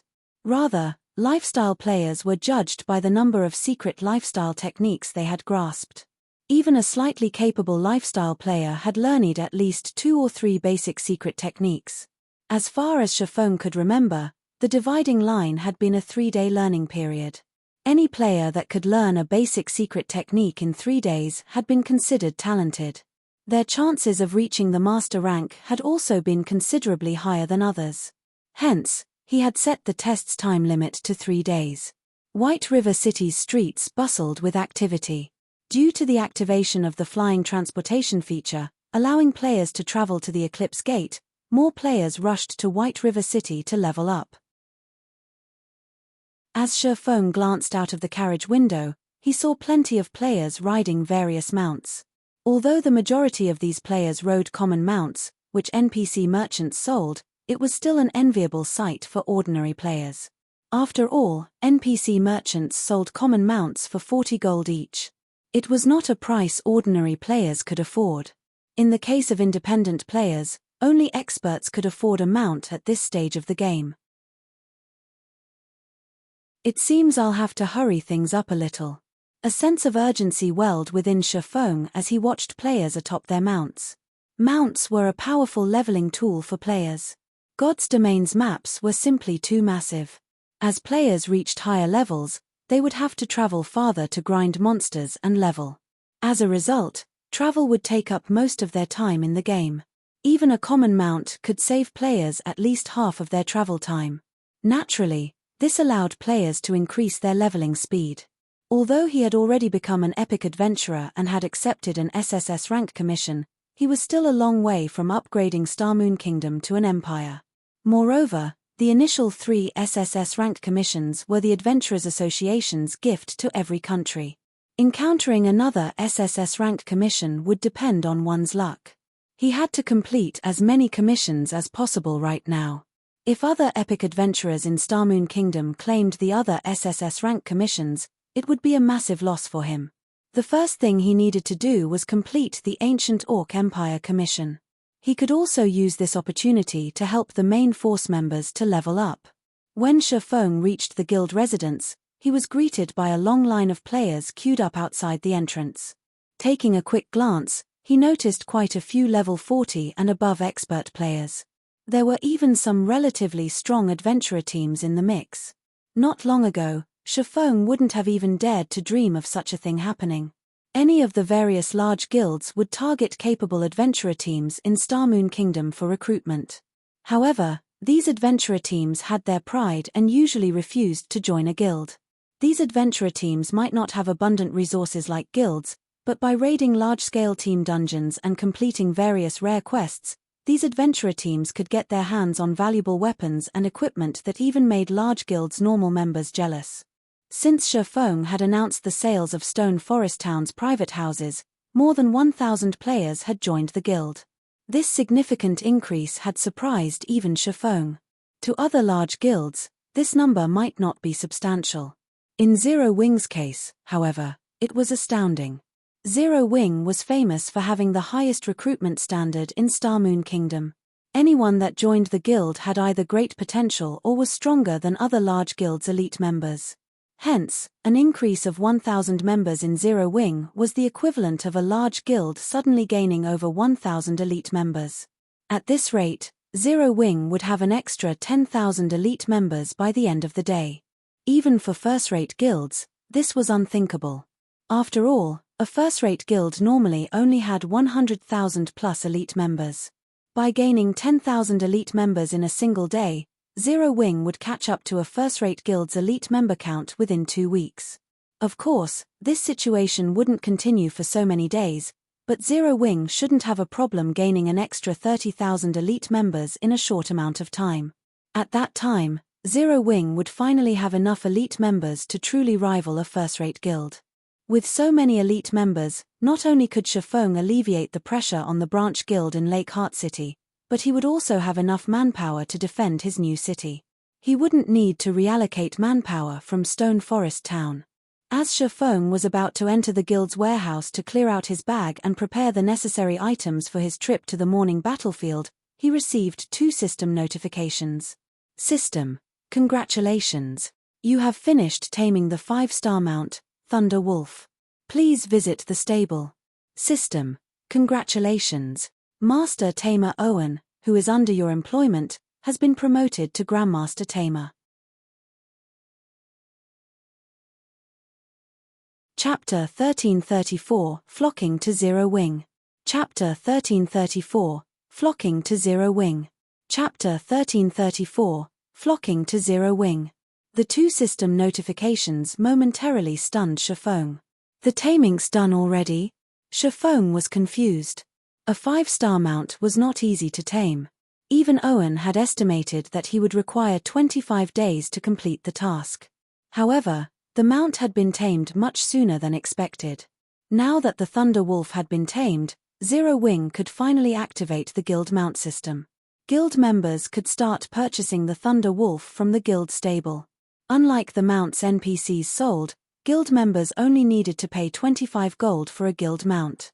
With the price difference of 15 gold, not only could guild members obtain their mount sooner, but the Thunder Wolf's movement speed also rivaled that of bronze mounts. Zero Wing's development speed would even surpass first-rate guilds with abundant funding. The most surprising news, however, was Owen's promotion to Grandmaster Tamer. Although the Tamer class was not a particularly popular one, even Starmoon Kingdom's king would have to treat a Grandmaster Tamer with respect. Grandmaster Tamers would also become targets for countless guilds seeking their employment. Unlike Master Tamers, Grandmaster Tamers could strengthen the wild beasts they tamed, and they required far less time to complete the task. At the same time, they could help players upgrade their guild mounts much more easily. If a Master Tamer had a 15% chance of upgrading a guild's common mounts to bronze rank, a Grandmaster Tamer's success rate was at least 30%. Immediately, Shifeng hurried to the guild stable. The guild stable hadn't changed. As Shifeng hadn't activated the guild mount system yet, guild members had no reason to approach the stable. There were only a dozen or so NPCs managing the place. The only difference was that right now, Owen stood guard before a large cage, inside of which obediently lay the Thunder Wolf. However, the Thunder Wolf was much smaller than when Shifeng had captured it. But this wasn't unexpected. After all, the Thunder Wolf had been a lord, while the current Thunder Wolf was a common monster. Now, it was only a means of transportation. Lord Count, I have tamed the Thunder Wolf as you requested. The process also gave me a lot of experience and insight, so I wish to return and examine what I've learned. I hope that Lord Count will allow this. Owen was extremely excited. He was clearly ecstatic over his promotion to Grandmaster Tamer. He wanted to return to his workshop immediately and take note of his experiences and insight. Of course. Grandmaster Owen, if you need any help in the future, just say the word, Shifeng said, nodding. The request didn't particularly surprise him. Owen's promotion to Grandmaster rank had surprised him, though. It had never happened in his previous life. Fortunately, Shifeng had established a contract with Owen early on. Hence, the NPC would not leave Zero Wing due to his promotion. Only, Owen's monthly compensation had changed drastically. Initially, Owen's monthly salary had only been 200 gold. Now, it had increased to 3,000 gold. Moreover, unlike a Master Tamer, a Grandmaster Tamer wouldn't regularly visit a guild stable to check on the mount it had teamed. Instead, Shifeng was required to pay Owen a visit if he wanted the NPC to do something for him. Fortunately, players could easily take care of small matters, such as upgrading a guild mount, via the stable's front counter. Owen wasn't required to visit. The NPC tamers managing the stable would follow Owen's procedures during the upgrade process. Hearing Shifeng's reply, Owen immediately turned and left, leaving Shifeng and the caged Thunder Wolf to their own devices. After Owen left, Shifeng clicked on the cage, and line after line of data appeared before him. Shifeng then chose to set the Thunder Wolf as the guild's mount. In God's domain, not any tamed mount could become a guild mount. A guild could only possess a limited number of mounts. This limit would increase as the guild rose in rank and upgraded its stable. Currently, Zero Wing could only own one type of guild mount. Even if it tamed others, it could only select one while the remaining would be kept in reserve. After Shifeng set the guild mount, the system announced another notification. System, do you wish to open the stable to the Thunder Wolf mount? Shifeng accepted without hesitation. He had waited for this moment for a long time now.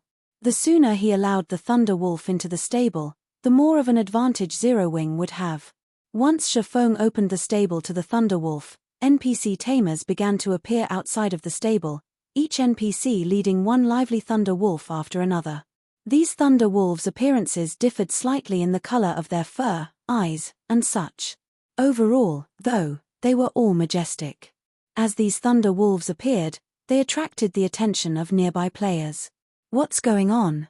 Why are there monsters going into the stable? Are those our guild mounts? These players couldn't help their growing curiosity as they watched the majestic Thunder Wolves enter the stable, and they started to discuss their various guesses. After all, it had been quite some time since Zero Wing's stable had been built. However, no one had seen any activity in the stable. Naturally, these players would wonder now that so many Thunder Wolves occupied the building. Immediately, curious guild members entered the stable to find out what was happening. As soon as they heard the NPC's answer, they were shocked. Those are guild mounts. Crap. This guild mount is awesome. Its base movement speed is 120%. It's much stronger than the common mounts in the city. It can practically rival a bronze mount's speed. Ha ha ha. Our guild mount looks so cool. If the players from other guilds find out about this, they will die from envy. My patience has finally paid off. I've long since saved up 25 gold. I'm going to get that purplish-black Thunder Wolf. Its color scheme will match my weapons and equipment perfectly. Scram. I've got my eye on that one. For a time, the stable exploded with activity. The guild members that had already saved 25 gold to purchase a mount, afraid someone would snatch the Thunder Wolf they had set their sights on. News of the Thunder Wolf immediately spread throughout Zero Wing. This information also reached Starmoon Kingdom's official forums. Zero Wing's guild mount makes its first appearance. Pictures and videos available. Crap. That mount looks so cool. It only costs 25 gold, too. This won't do. I must join Zero Wing. Zero Wing is so amazing. I just looked it up in the library. It turns out that the Thunder Wolf is an extremely rare, high-ranking wild beast in God's domain. How did Zero Wing get its hands on this mount? The forums were in an uproar over Zero Wing's new mount. Expert players who had already purchased a common mount envied and admired Zero Wing members. Some of the adventurer teams and independent experts that had hesitated to join Zero Wing changed their minds immediately, determined to join the guild.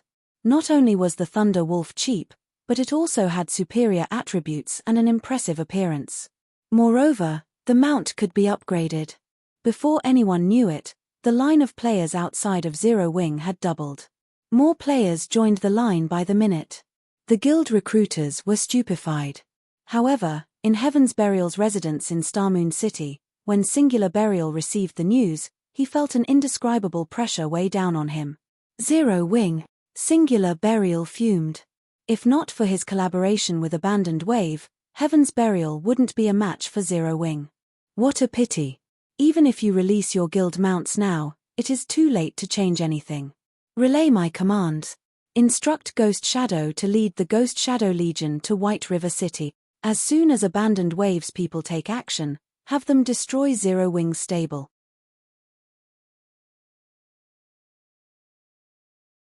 Chapter 1335, Darkness Strikes. Chapter 1335, Darkness Strikes. Chapter 1335, Darkness Strikes. Inside the guild leader's office, Daybreak Fog and Heaven's Burial's several other upper echelons were stunned by Singular Burial's command. They hadn't expected Zero Wing's guild mounts to inspire such a firm decision. In God's domain, the guild structures inside NPC cities could be destroyed.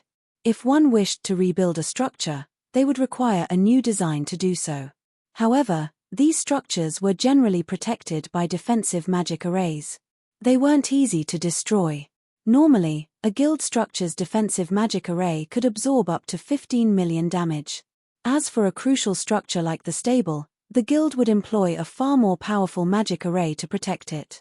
Inside a 2-star guild residence, the strongest magic array one could establish to protect its stable could absorb up to 30 million damage, while the weakest magic array in a 3-star guild residence could absorb up to 40 million damage.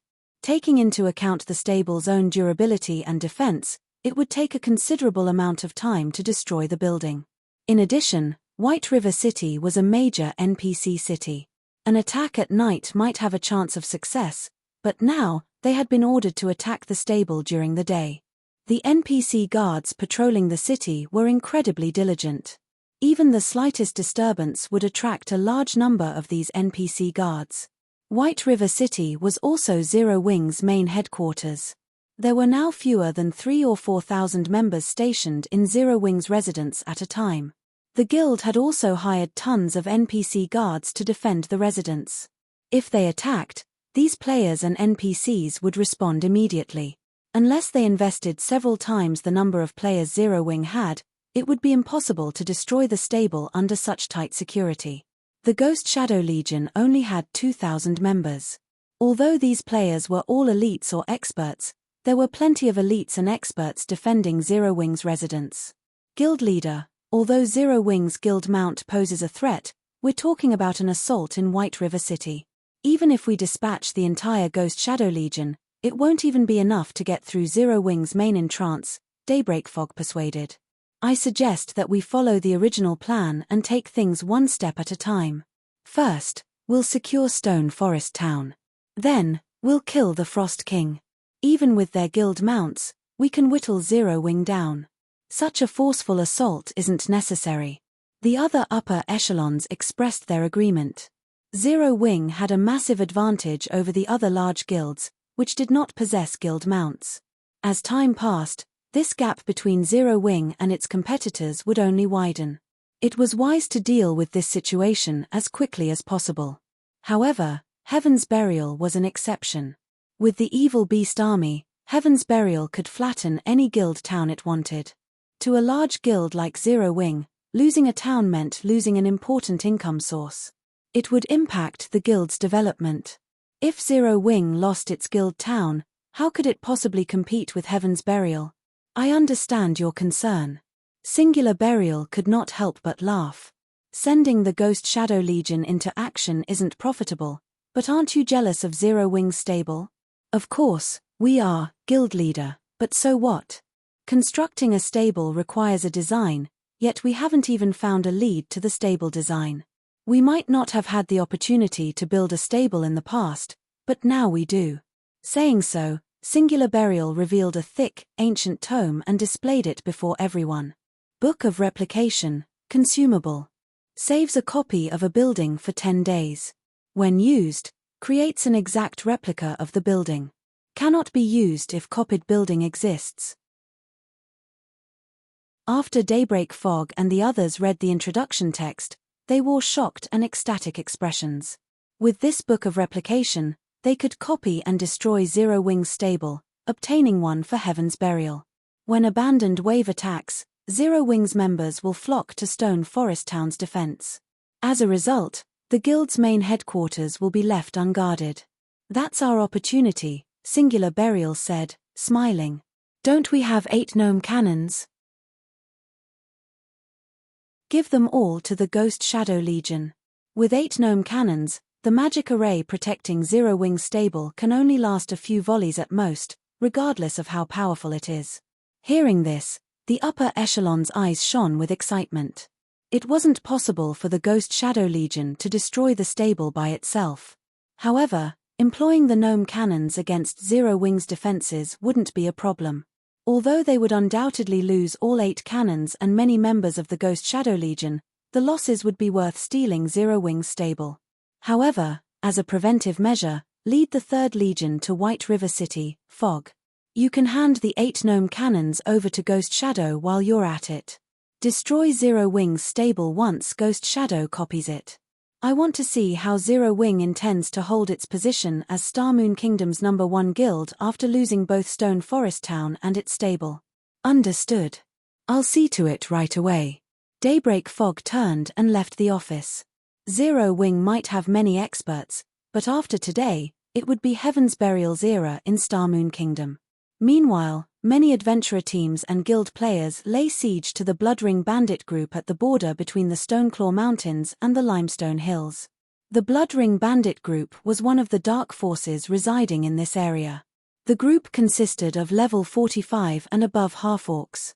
Among them, powerful chieftains and lords ambushed passing players and NPCs occasionally, even great lords patrolled the area. However, due to the Bloodring Bandit group's frequent robberies against NPC merchant fleets, NPC merchants had placed a high bounty on their heads. Including the fact that the Bloodring Bandits had a chance of dropping the Bloodring set, a level 45 Finegold set equipment, and the recipe for the Mad Demon Potion, many players had joined the crusade against the Bandit group. Level 45 Finegold set equipment might not be considered top-tier equipment to first-rate guilds, but independent players dreamed of such equipment. Moreover, level 45 Finegold set equipment generally only dropped in large-scale hard-mode team dungeons. Raiding the Bloodring Bandit group was much easier than raiding a large-scale dungeon. Moreover, the Mad Demon Potion was a powerful concoction that, when consumed, allowed players to enter a berserk state, increasing all attributes by 30% for 20 seconds. It also only had a 1-hour cooldown. Hence, the recipe was highly sought after by the various large guilds. If the Mad Demon Potion recipe dropped, it could even sell for enough to make powerful adventurer teams and guild teams jealous. Because of these reasons, the various adventurer teams and guilds around Starmoon City had targeted the Bloodring Bandit group. However, even now, not a single guild or adventurer team had defeated One-Eyed Clyde, the Bloodring Bandit group's commander, a level 49 Grand Lord. But one of Zero Wing's 50-man teams had arrived. Leader, One-Eyed Clyde's resting place is ahead. Good. This time, we have the magic array we purchased from the guild to suppress Clyde. If we coordinate our AoE skills and spells properly, we'll kill him. If the recipe drops, we'll all be riding Thunder Wolves tomorrow, a level 41 ranger said. Hearing this, everyone grew excited. Following which, under this level 41 ranger's command, the team of 50 slowly approached One-Eyed Clyde's stone house. Just before the team reached the house, however, numerous figures exited the building. Why are other monsters here? The team was surprised to see the one-horned humanoid monsters emerge from the house. However, the ranger team leader, who had extremely sharp eyesight, paled when he saw these monsters. Inside the dimly lit stone house lay a 3-meter-tall, armored corpse. This corpse belonged to none other than One-Eyed Clyde. Fresh blood still flowed from his body. However, the ranger couldn't detect any other players within his eagle eyes range. The ranger also detected traces of green blood on these humanoid monsters. It was half-orc blood. Seeing this, the ranger thought back to the frightening monsters he had encountered during Stone Forest Town's last siege. Crap. Everyone, retreat. Chapter 1336, Stormy Stone Forest Town. Chapter 1336, Stormy Stone Forest Town. Chapter 1336, Stormy Stone Forest Town. The sudden command to retreat confused the members of Zero Wing. Only 8 one-horned humanoid monsters stood before them. Although their levels were a little high, all above level 50, even the strongest among them was only a lord. They also had less HP than monsters of the same rank and level. Taking these monsters on wouldn't be impossible for this team from Zero Wing. Even so, everyone listened to their team leader and immediately retreated. Do you actually think you can escape? A cloaked figure suddenly emerged from the stone house. This cloaked man's entire body had been wrapped in bandages.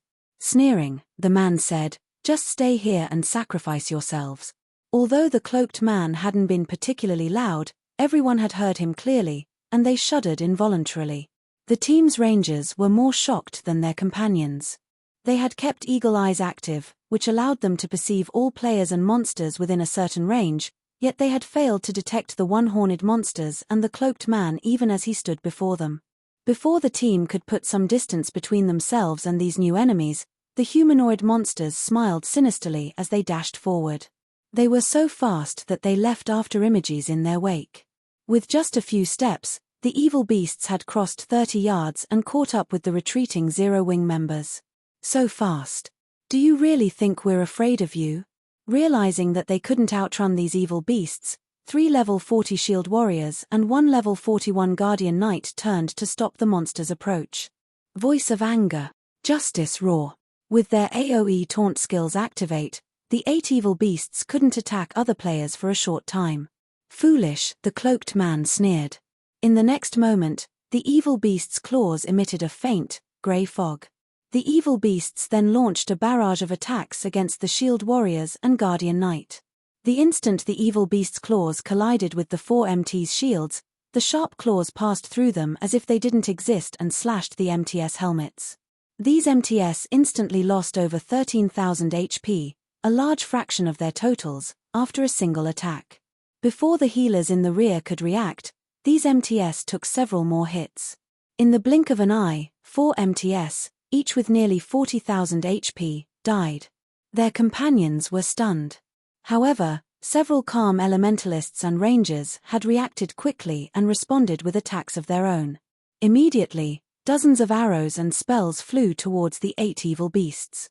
However, like agile assassins, the evil beasts dodged most of the attacks and blocked the rest. As a result, they survived the volley, remaining unharmed. Most surprisingly, the distance between these monsters and the team had shortened. Suddenly, a level 54, Lord-ranked evil beast jumped into the crowd of players.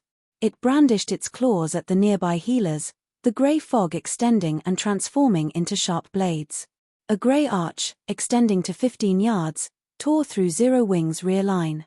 With a single attack, the cloth armor classes with low defense, aside from a few elementalists that had responded quickly and used blink to escape, died instantly. In the blink of an eye, nearly half of the team of 50 had died. The level 54 Lord's strength made the surviving Zero Wing members tremble. "Run! Scatter and run," the ranger serving as the team's leader shouted in the team chat. Hearing this, these players gritted their teeth as they split up and ran. With this, the 8 evil beasts wouldn't be able to catch them. However, the evil beasts were incredibly fast. Despite splitting up, most of the team died. Only a few assassins and players with instantaneous movement magic scrolls escaped death. Brother Wave, are you just going to let them get away? Flame Blood, wearing a black cloak and wielding a blackwood staff, approached from the nearby forest. Glancing at the fleeing Zero Wing members, he could not help but ask, if you let them get away, they will warn Zero Wing. Capturing Stone Forest Town will become more troublesome. That's exactly what I want, Abandoned Wave, who was covered in bandages, said, sneering.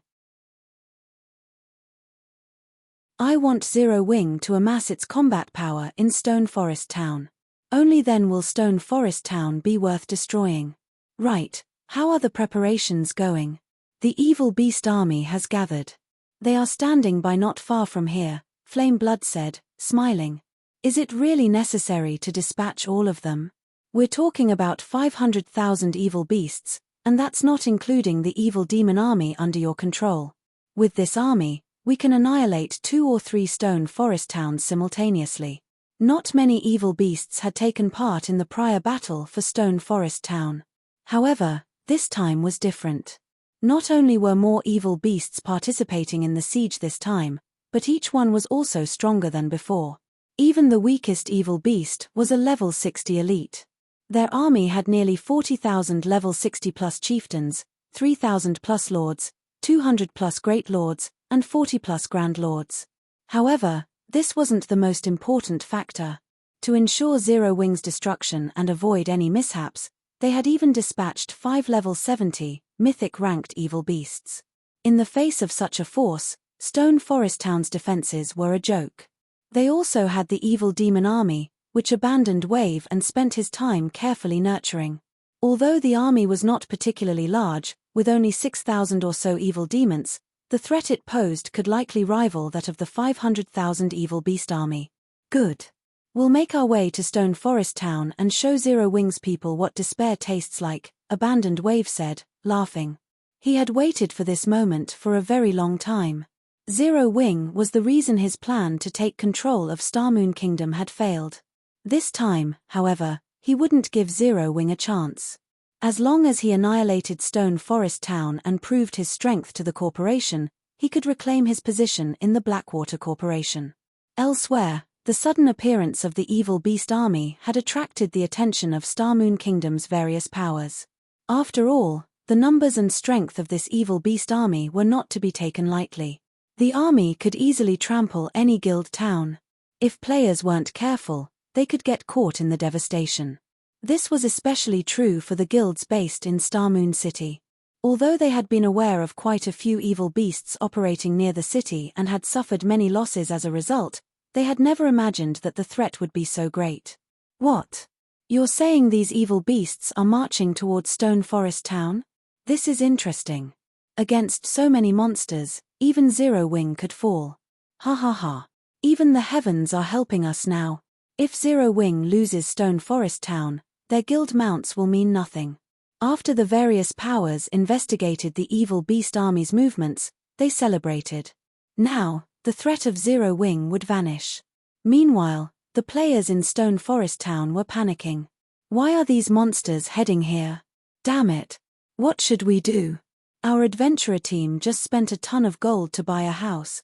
Are we going to lose it, just like that? Thank goodness.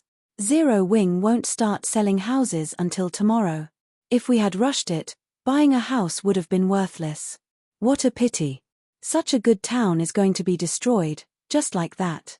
I wonder if Zero Wing can protect the town against so many monsters. I highly doubt it.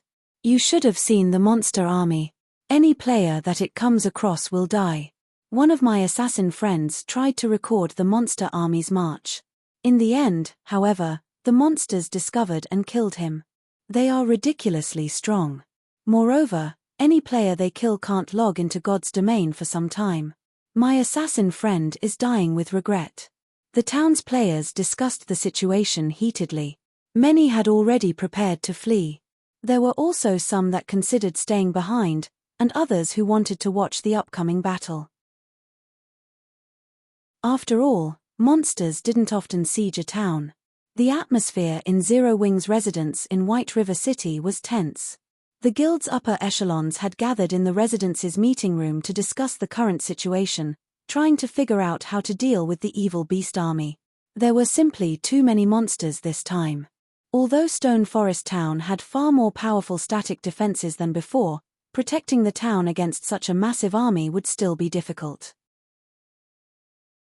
However, They were hesitant to mobilize the guild's members, as any player those evil beasts killed would be barred from logging into God's domain for a short time. Meanwhile, the evil beast army moved ever closer to Stone Forest Town. If they weren't prepared, Stone Forest Town would be doomed. Yet, their guild leader had instructed them to stay here. One could just imagine how anxious they were.